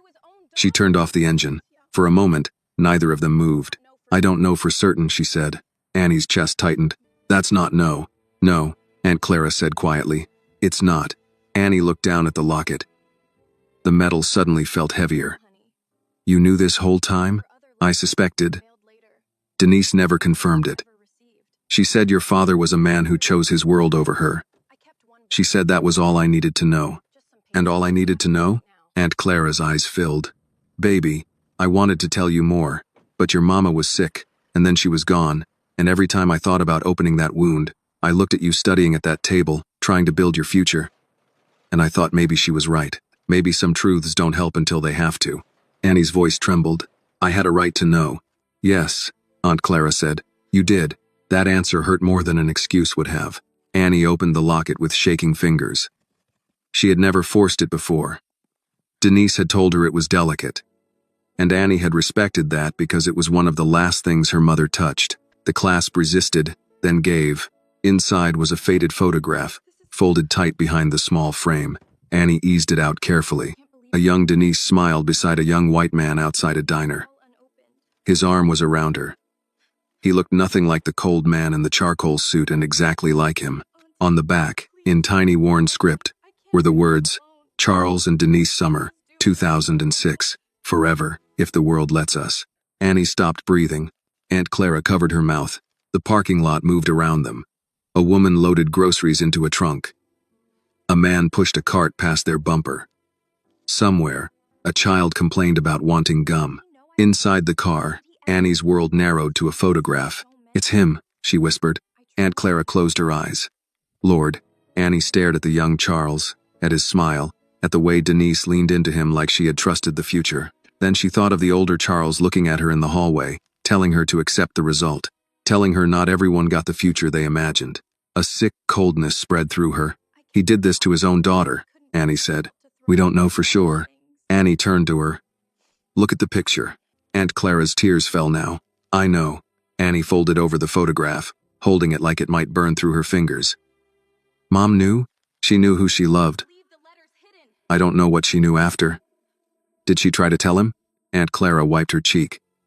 There were letters. I saw some. She mailed them. Later she said they must not have reached him. After a while, she stopped trying. Annie looked up. Letters? At the old storage unit. I kept a box of your mama's things. Papers, photos, some clothes. I couldn't throw them away. We need to go there. Now? Yes. Aunt Clara looked at her, and maybe she heard the change in Annie's voice. Not strength, not peace, something sharper than grief. All right, she said. Now. The storage facility sat behind a gas station off a road Annie had passed 100 times without noticing. Aunt Clara unlocked the unit with a key from her glove compartment. Inside were plastic bins, a broken lamp, Christmas decorations, and 2 cardboard boxes labeled Denise. Annie knelt in front of them. Her hands shook as she opened the first box. It smelled faintly of paper, dust, and the lavender soap her mother used to keep in drawers. There were church programs, hospital bracelets, old notebooks, a scarf Annie remembered from childhood, and a bundle of letters tied with a blue ribbon. Aunt Clara sat beside her on the concrete floor. Annie untied the ribbon. The first envelope was addressed to Charles Whitmore. Not Charles. Charles Whitmore. Annie's heart pounded so hard it hurt. The envelope had been returned, unopened. She picked up another. Returned. Another. Returned. On the fourth, written in Denise's hand, were the words, Please, Charles, this is about our child. Annie pressed the letter to her chest and began to cry. Aunt Clara put an arm around her. I'm sorry, baby. Annie looked at the returned letters, the locket, the photograph. the proof of a life her mother had tried to explain to a man who never answered. Then she thought of Charles standing in Whitmore Prep, destroying her future without knowing, or maybe without caring, whose child she was. Her tears kept falling, but her voice came steady. "We have to show him." Aunt Clara nodded slowly. "Yes." Annie looked at the envelope again. "No," she said, "not just him." Aunt Clara understood. The truth about the exam could clear Annie's name, but the truth in that box could break Charles Whitmore in a place money could not reach. Annie did not go back to school that afternoon. Aunt Clara drove straight home from the storage unit with the box of Denise's letters on the back seat, and Annie sitting beside her in silence, the locket open in her lap. Neither of them turned on the radio. The city moved around them with its ordinary noise, but inside the car the air felt heavy, as if one more word might make everything collapse. At the apartment, Aunt Clara cleared the kitchen table. Bills, church flyers, grocery coupons, the salt shaker, all of it went to the counter. Then she placed Denise's letters in the center like they were evidence in a trial no court had agreed to hear. Annie sat down slowly. There were 11 envelopes. 8 had been returned unopened. 2 had no stamp. Maybe never mailed. 1 was torn at the top, as if Denise had opened it again years later and read her own pain back to herself. Aunt Clara touched the ribbon. "You don't have to read them all today." "Yes, I do. Bubby, I need to know what he ignored." Aunt Clara did not argue. She sat beside her and waited. Annie opened the torn envelope first. Denise's handwriting was careful, slanted slightly to the right, the way Annie remembered from birthday cards and notes taped to lunch bags. "Charles, I don't want money from you. I don't want your family's approval. I don't even know if I want you back after the way you left. But I need you to know there is a child coming, and that child deserves to be seen." Annie stopped. The words blurred. Aunt Clara reached for her hand, but Annie shook her head, not because she did not want comfort, but because if she accepted it too soon, she might not be able to keep reading. She opened another. "I went by the office your mother told me to visit. They said you were unavailable. I left my number. No one called. I don't know if you are refusing to hear me or if someone is standing between us, but I am tired, Charles. I am tired of being treated like a mistake you can file away." Annie let out a breath that hurt. Aunt Clara's voice was low. "His family." "Maybe," Annie said. "Or maybe him." That was the part she could not soften. Maybe Charles had never known. Maybe letters had been blocked. Calls stopped. Denise dismissed by people guarding his future. But Annie had seen Charles Whitmore up close now. She had seen how easily he chose not to look when looking would cost him. By evening, Mr. Brooks and Grace were at the apartment. Grace brought takeout because she said nobody should read life-changing letters on an empty stomach. Aunt Clara accepted the paper bag, but no one ate much. Mr. Brooks read the letters at the kitchen table with his glasses low on his nose. He did not rush. He treated every page like it belonged to someone living. When he finished, he removed his glasses and set them down. "Does this prove he's your father?" Grace asked softly. Mr. Brooks looked at Annie. "It proves your mother believed he was." Annie nodded. "And the locket proves they were together." "It does." Aunt Clara leaned back in her chair. "There may be hospital records somewhere. Denise gave birth at Grady. I don't know if she listed a father." "She didn't," Annie said. "My birth certificate says unknown." The word had always embarrassed her when school forms required it. Unknown. As if half of her had been misplaced. Grace looked at the letters. "Do we show Miss Ellison?" Mr. Brooks was quiet for a moment. "The letters don't directly prove the exam setup, but they explain why Charles's actions matter beyond the disciplinary case. Still, we should be careful. Once this becomes about possible paternity, Charles may try to make it look like Annie is using the exam scandal to get money." Annie looked up fast. "I don't want his money." "I know that," Mr. Brooks said. "But men like him survive by changing the question. If the question is, did he frame a student? He's in trouble. If he can make the question, is this girl trying to claim his fortune? He'll try." Aunt Clara's face hardened. "Then we don't let him." Grace picked up one of the returned envelopes. "What if we make him face it in front of someone who can't be bought?" Mr. Brooks turned to her. "Miss Ellison, she already has the exam case," Grace said. "If Charles tries to twist things, she'll see it." Annie stared at the locket on the table. "I don't want this to become the reason people believe me." No one spoke. That was the truth sitting beneath everything. If the world only cared because Charles might be her father, then what did that say about the girl he hurt before he knew? Annie did not want her innocence to depend on blood. She wanted it to matter because she was innocent. Mr. Brooks said. Then we keep the order clear. First, the exam, the device, the false report, the witness statements. Then, only when the truth of what he did is established, you decide whether to show him Denise's letters. Aunt Clara nodded. Your mother's story shouldn't be thrown into a room full of lawyers like bait. Annie touched the edge of the photograph. But he needs to know. He does, Aunt Clara said. And he will. The next morning, Miss Ellison called Annie in for a follow-up interview at the district office instead of the school. That alone felt different. The building was plain, beige, busy, and not named after anyone. No donor portraits. No plaques praising rich men for giving back what they could spare. Aunt Clara drove. Mr. Brooks met them outside. Grace had class but texted every few minutes. Until Aunt Clara replied, "Child, breathe and study." Inside, Miss Ellison sat across from Annie in a small conference room. A recorder was on the table again, along with a sealed evidence report. "I want you to know where the review stands," Miss Ellison said. "The device recovered from Mr. Cole's office matches the model described in the incident report. Preliminary inspection suggests the pen found in your bag was from the same source. We also have phone records showing contact between Mr. Cole and a number connected to Whitmore Holdings before and after the exam." Annie gripped the edge of the chair. "So you know. We know enough to expand the investigation. The outside panel is reviewing your original exam materials now. Mr. Cole has provided a sworn statement. Mrs. Larkin has retained counsel and declined further interview." Aunt Clara gave a quiet scoff. "Of course she has." Miss Ellison looked at Annie. "Blake Whitmore also gave a statement confirming his father told him your path would no longer interfere with his after the final exam." Annie closed her eyes. It was one thing to feel the truth, another to hear it form a record. Miss Ellison's voice softened. "Miss Carter, I cannot undo what happened in those hallways. But I can tell you this. The district is preparing to recommend full reinstatement of your exam eligibility and scholarship materials." Aunt Clara covered her mouth. Mr. Brooks bowed his head. Annie sat very still. She had imagined this moment. She thought she would cry, maybe smile, maybe feel a weight lift. Instead, she felt the weight move, not vanish. It shifted from fear of never being believed to grief that belief had taken this much. "Thank you," she said, because she did not know what else to say. Miss Ellison watched her. "There's more." Annie opened her eyes. "The school board will hold a special session tomorrow evening. Given the involvement of a trustee, this will not remain internal. Mr. Whitmore has been asked to attend." Aunt Clara looked at Annie. "Tomorrow." Annie thought of the box of letters, the returned envelopes, Denise's handwriting, the photograph of young Charles smiling like a man who once knew how to be human before power taught him otherwise.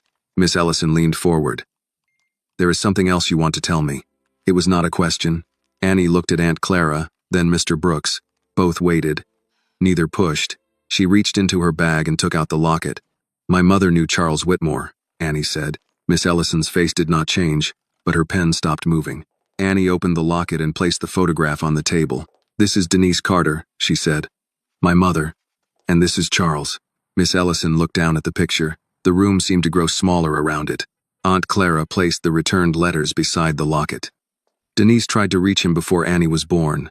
The letters came back unopened." Miss Ellison read the top envelope, then looked at Annie. "Are you saying you believe Charles Whitmore may be your father?" Annie's throat tightened. "I'm saying he may have destroyed the future of the daughter he never knew he had," she said. "But I need you to understand something. I was innocent before we found these letters." Miss Ellison held her gaze. "Yes," she said, "you were." Those two words almost broke her. Annie looked down at her mother's handwriting. "Then tomorrow, I want the truth told in the right order." Mr. Brooks nodded slowly. "Exam first," Aunt Clara added. "Then Denise." Miss Ellison closed the folder with care. "Then we make sure no one gets to hide either one." The special session was held in the district boardroom, not at Whitmore Prep. Annie was grateful for that. She did not want another room with Charles's name on the wall. She did not want another hallway where people had already watched her cry. The district building was plain, with beige chairs, a flag in the corner, fluorescent lights, and a long table where board members sat with folders open in front of them. It was not warm. It was not comforting, but it felt harder to buy. Aunt Clara sat on Annie's left. Mr. Brooks sat on her right. Grace was behind them, close enough that Annie could hear her breathing. Across the aisle, Blake sat alone, his shoulders bent, hands clasped between his knees. Charles Whitmore sat at the front with his lawyer, wearing a dark suit and a face that gave nothing away. Miss Ellison entered last. The room quieted. She did not make a speech. She opened her folder and began with the facts. After review of the testing materials, device evidence, access logs, phone records, and witness statements, this office has found no evidence that Annie Carter engaged in academic misconduct. Annie's fingers tightened around Aunt Clara's hand. Miss Ellison continued. The exams submitted under Miss Carter's name showed inconsistencies with her prior work and with recovered draft materials. The original exam packet was disturbed after the investigation began. A device matching the alleged cheating instrument was recovered from a technology office. Staff testimony now indicates that the device was placed in Miss Carter's belongings without her knowledge. A murmur moved through the room. Charles's lawyer leaned toward him, whispering. Charles stared straight ahead. Miss Ellison looked at the board. We recommend immediate full reinstatement of Miss Carter's exam eligibility, removal of all disciplinary notation, restoration of her scholarship recommendation, and formal notice to all universities that the misconduct allegation was unsupported and withdrawn. Aunt Clara let out a breath that sounded like it had been trapped in her body for days. Annie closed her eyes. Removed. Not suspended. Not pending. Not temporary. Removed. For a second, all she could see was the letter in her hand outside the boardroom, the words misconduct and canceled, Charles telling her to accept it. Then another image came over it. Her mother's photo on the refrigerator, smiling beside that college brochure like she had been waiting for this sentence too. One of the board members, an older black woman with silver braids and a red blazer, leaned toward the microphone. Miss Carter, would you like to speak before the board votes? Annie had not planned to. Mr. Brooks had told her she did not owe anyone a performance of pain. Aunt Clara had said the same thing in different words. You don't have to bleed on command. But Annie stood. Her knees shook, but she stood. Aunt Clara whispered, take your time. Annie walked to the small podium. The microphone was too high, and the board clerk adjusted it for her. She looked at the board first, then at Miss Ellison, then at the people behind her. She did not look at Charles yet. My name is Annie Carter, she said. I did not cheat. The room stayed silent. I know you have evidence now. I know there are reports and logs and statements, but before any of that, there was me. There was my word, and almost nobody wanted it to be enough. Aunt Clara wiped her eyes. Annie kept going. I lost days thinking my future was gone. I watched people who knew my work look at me like they weren't sure anymore. I begged adults to check the truth, and some of them acted like checking was too much trouble. Principal Hale sat 2 rows back. She lowered her head. I'm grateful the record is being corrected, Annie said, but I need you to understand something. A corrected record does not erase what it felt like to be treated as guilty, because it was easier than believing a girl without power. The woman in the red blazer nodded slowly. Annie finally looked at Charles. He did not move, but his jaw tightened. I was innocent before anyone knew who my mother was, Annie said. I was innocent before anyone found a device in an office. I was innocent when I stood in that hallway crying and asking why I was being treated like I wasn't human. Charles's face changed then, only slightly, but Annie saw it. She took the locket from her pocket and held it in her palm. There is another truth, she said. It does not replace the first one. It does not make what happened wrong, only because of who I might be, to someone powerful. What happened was wrong, because I am a person. Miss Ellison watched carefully. Annie opened the locket. My mother's name was Denise Carter. At the sound of that name, Charles turned his head. It was not a slow turn. It was sharp, instinctive, the kind of movement a person makes when a voice from the past walks into the room. Annie held up the faded photograph. She knew Charles Whitmore before I was born. Blake looked at his father. Charles's lawyer whispered, Charles. But Charles did not seem to hear him. Aunt Clara stood and brought the returned letters to the podium. Annie placed them beside the locket. These letters were sent before I was born, Annie said. Most were returned unopened. One says, this is about our child. The boardroom changed. It was no longer murmuring. It was listening. Charles stood slowly. His face had lost color. That's not possible, he said. His lawyer touched his sleeve. Sit down. Charles ignored him. Where did you get those? Annie looked at him. From the box my mother left behind. Denise never told me. Aunt Clara's voice came from behind Annie. She tried. Charles stared at the letters like they were alive. She called, Aunt Clara said. She wrote. Someone sent those letters back. Maybe your family. Maybe your office. Maybe the whole world you chose over her. But don't stand there and act like Denise disappeared quietly. Charles's mouth opened, but nothing came out. Annie picked up one envelope and read the line she had memorized. Charles, I don't want anything from you. I just need you to know our child deserves to be seen. The words landed harder than any accusation. Blake stood halfway, then sat back down, stunned. Dad? Charles looked from the letter to Annie. For the first time, he did not look at her like a problem. He looked at her like a consequence. Annie's voice broke, but she did not stop. You looked at me in that hallway and told me to accept the result. You told me not everyone gets the future they imagine. My mother begged you to see your child. And years later, you tried to take that child's future away. Charles gripped the back of his chair. I didn't know, he said. The words came out rough, smaller than him. Annie nodded, tears rising. You didn't have to know I was your daughter to treat me like a person. No one in the room moved. Even Miss Ellison, who had carried herself with calm through every ugly fact, lowered her eyes for a moment. Charles looked as if the sentence had struck something deeper than reputation. The first crack was not public shame, it was recognition. He took one step toward Annie. Aunt Clara moved instantly, placing herself half in front of her niece. Charles stopped. His voice failed. He tried again. I need to know if it's true. Annie held the locket against her chest. So do I. His eyes filled, but Annie did not let that soften the room too quickly. But today is not about what you need, she said. Today is about what you did. Charles lowered his head. The board voted minutes later. Unanimous. Annie's record would be cleared. Her score would be restored pending final outside confirmation. With no misconduct attached, Whitmore Prep would issue a formal written apology and notify every college that had received the earlier warning, Mrs. Larkin and Evan Cole would face further investigation. Principal Hale would be placed on administrative leave. Charles Whitmore would be suspended from all trustee and donor advisory roles pending legal review. When the vote passed, Grace began crying behind her. Mr. Brooks placed a hand over his mouth. Aunt Clara pulled Annie into her arms and held her hard. Annie cried too, not because everything was fixed, because someone had finally written the truth down where Charles Whitmore could not erase it. As the room began to empty, Charles remained standing by his chair, staring at the letters. Blake walked over to him, pale and shaken. Is she my sister? Charles did not answer. Annie heard the question but did not turn around. She was not ready to be anyone's sister. She was not ready to be Charles Whitmore's daughter. She was barely ready to be herself again. At the door, Miss Ellison stopped beside her. You did well, she said. Annie wiped her face. I didn't feel strong. Most people don't when they're telling the truth. Aunt Clara held the box of letters against her chest. Outside, the evening air was cool. The sky over Atlanta had gone soft and gray, and traffic moved beyond the parking lot like life had the nerve to continue.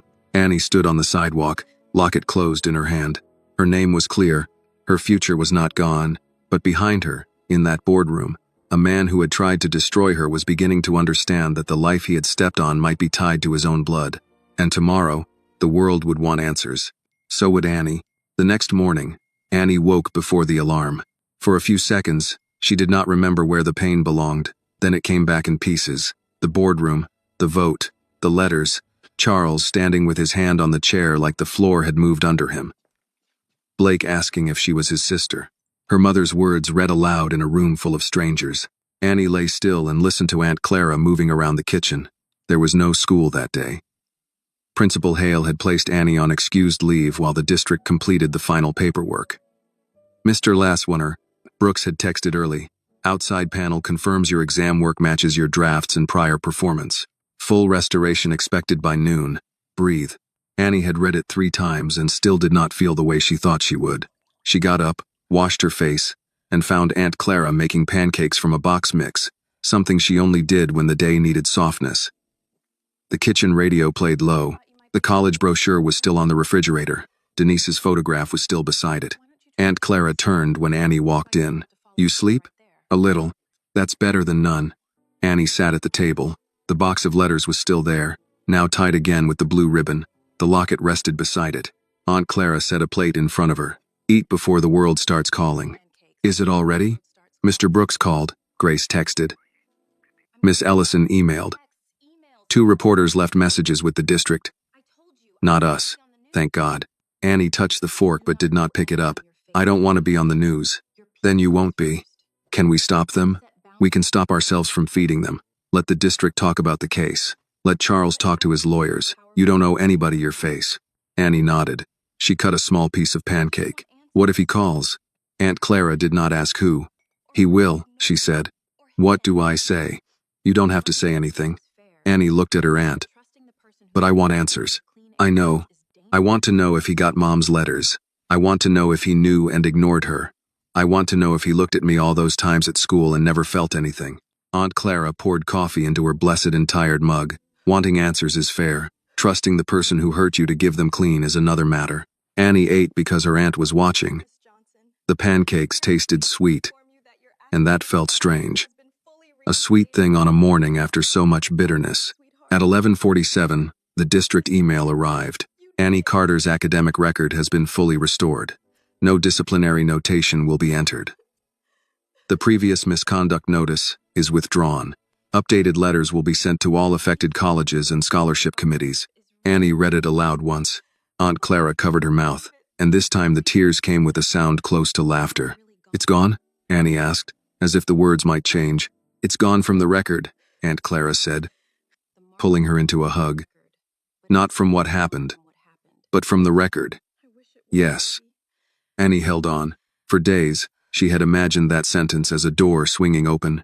Instead, it felt like someone had stopped pushing her underwater. She could breathe, but she was still wet, still cold, still aware of how close she had come to drowning. That afternoon, Mr. Brooks came by with Grace. Grace carried cupcakes from a grocery store, bakery, and a stack of printed emails, because paper makes things real. Mr. Brooks brought a pen in a small box. It was simple, blue, with Annie's name engraved along the side. Annie stared at it. Mr. Brooks smiled gently. I know. A pen may be a strange gift right now. Grace winced. I told him that. Mr. Brooks ignored her. But they used one to tell a lie about you. I thought you should have one that tells the truth. Annie opened the box and read the engraving. Write your own name. Her eyes filled. Thank you, she said. Mr. Brooks nodded.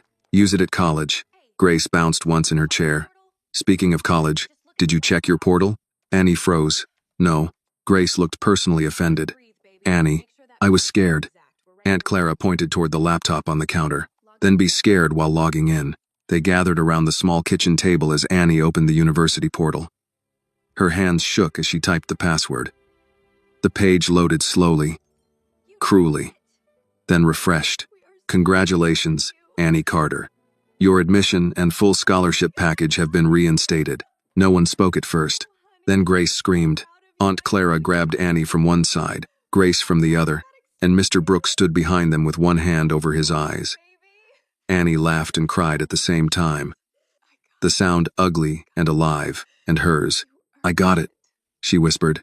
Aunt Clara held her face. You earned it. Later, after Grace left and Mr. Brooks promised to call about the next steps, a black car stopped outside the apartment building. Aunt Clara saw it first through the blinds. No, she said. Annie came to the window. Charles Whitmore stepped out of the back seat. No lawyer. No Blake. No cameras. He looked smaller, without a room arranged around him. Aunt Clara turned to Annie. You don't have to. I know. He can stand out there till Christmas. Annie almost smiled. I'll talk to him downstairs, not inside. Aunt Clara grabbed her keys. Then I'm standing close enough to become a problem. Charles was waiting near the walkway when they came down. He held an envelope in both hands. His eyes moved to Aunt Clara first. Mrs. Carter, don't dress this up, she said. He accepted that with a nod, then looked at Annie. The look was different now, but Annie did not trust different yet. I'm not here to ask you for forgiveness, he said. That's good, Annie replied. Pain crossed his face. He deserved that pain, and she let him have it. I received preliminary DNA results, he said. I requested an expedited private test using legal counsel. I know that sounds like something rich people can do by lunch, Aunt Clara said. Charles lowered his eyes. Yes, Annie's throat tightened. And? He looked at her. You are my daughter. The world did not stop. A car passed. Someone upstairs shut a window. A dog barked behind the next building.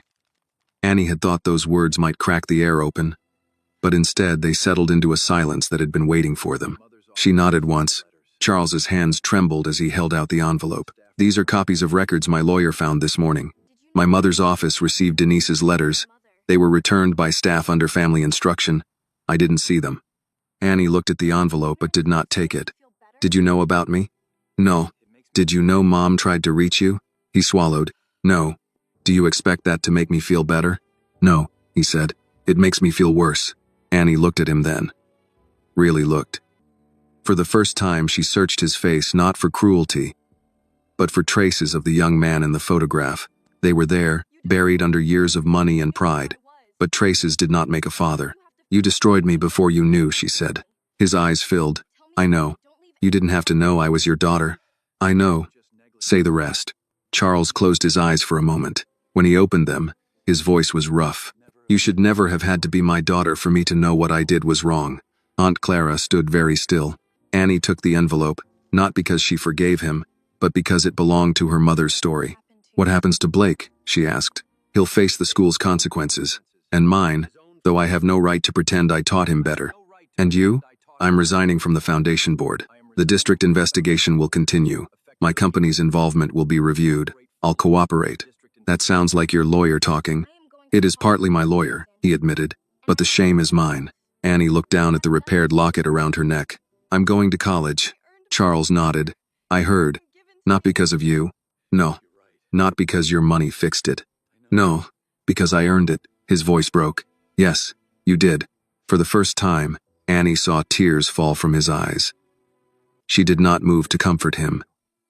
His regret was not her responsibility. Charles wiped his face quickly, embarrassed by his own humanity. May I write to you? Not as a father. I know I haven't earned that. Just to answer what I can. About Denise. About what I failed to know. Annie looked at Aunt Clara.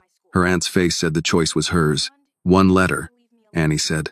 No pressure, no gifts, no interviews, no showing up at my school. Yes. And if I don't answer, you leave me alone. Charles nodded. I will. She believed he meant it in that moment. She did not know if that would be enough later. 2 months later, Annie stood at the Greyhound station with a suitcase, a backpack with a repaired strap, and the blue pen from Mr. Brooks tucked into the front pocket. Aunt Clara had packed chicken sandwiches, apple slices, and cookies in a brown paper bag because she said airport food was robbery and bus station food was worse. Grace cried first, which surprised no one. Mr. Brooks hugged Annie carefully and told her, write everything down. Not for them. For you. Aunt Clara held on the longest. You call when you get there, she said. I will. And when you get scared? I'll call. And when you get too proud to call? Annie smiled through tears. You'll call me. That's right. At the edge of the parking lot, Charles stood beside his car. He had not come closer. He had asked first, through Mr. Brooks, whether he could be there. Annie had said he could stand at a distance.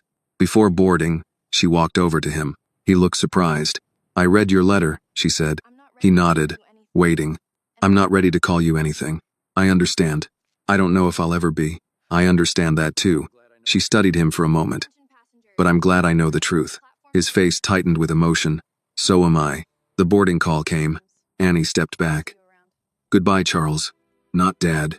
Not Mr. Whitmore. Charles. He accepted it like a man receiving more than he deserved. Goodbye, Annie. She turned and walked back to Aunt Clara, Grace, and Mr. Brooks. Then she climbed onto the bus with her bag, her restored record, her mother's locket, and a future no one had the right to steal. As the bus pulled away, Annie looked out the window at the people standing below. Aunt Clara waved with both hands. Grace blew her nose into a napkin. Mr. Brooks lifted one hand. Charles stood farther back, still and quiet. Annie touched the locket. For years, she had thought the world would open if she worked hard enough. Then she learned that hard work could be stolen, truth could be delayed, and powerful people could mistake silence for permission. But she had also learned something else. A name could be cleared. A lie could be dragged into daylight. A girl could cry in a hallway, shake so badly she could barely stand, and still be telling the truth with more strength than the man trying to crush her. Annie Carter was not leaving because she had been saved. She was leaving because she had survived, and because she had earned every mile ahead of her. The lesson of Annie Carter's story is simple but painful. A person should never have to be powerful, wealthy, or connected to be treated with dignity. She deserved fairness before the truth became useful to the powerful. This story reminds us that injustice often begins when good people stay quiet, when institutions protect reputation over truth, and when the weak are expected to accept what the powerful decide. But it also shows that one honest voice, even a trembling one, can expose a lie. Justice may come late, but when people refuse to stay silent, the truth can still find its way into the light. This video is a work of fiction created with the assistance of artificial intelligence. All characters, events, and situations are not real and do not represent any actual people or true stories. The content is intended for storytelling and emotional illustration only.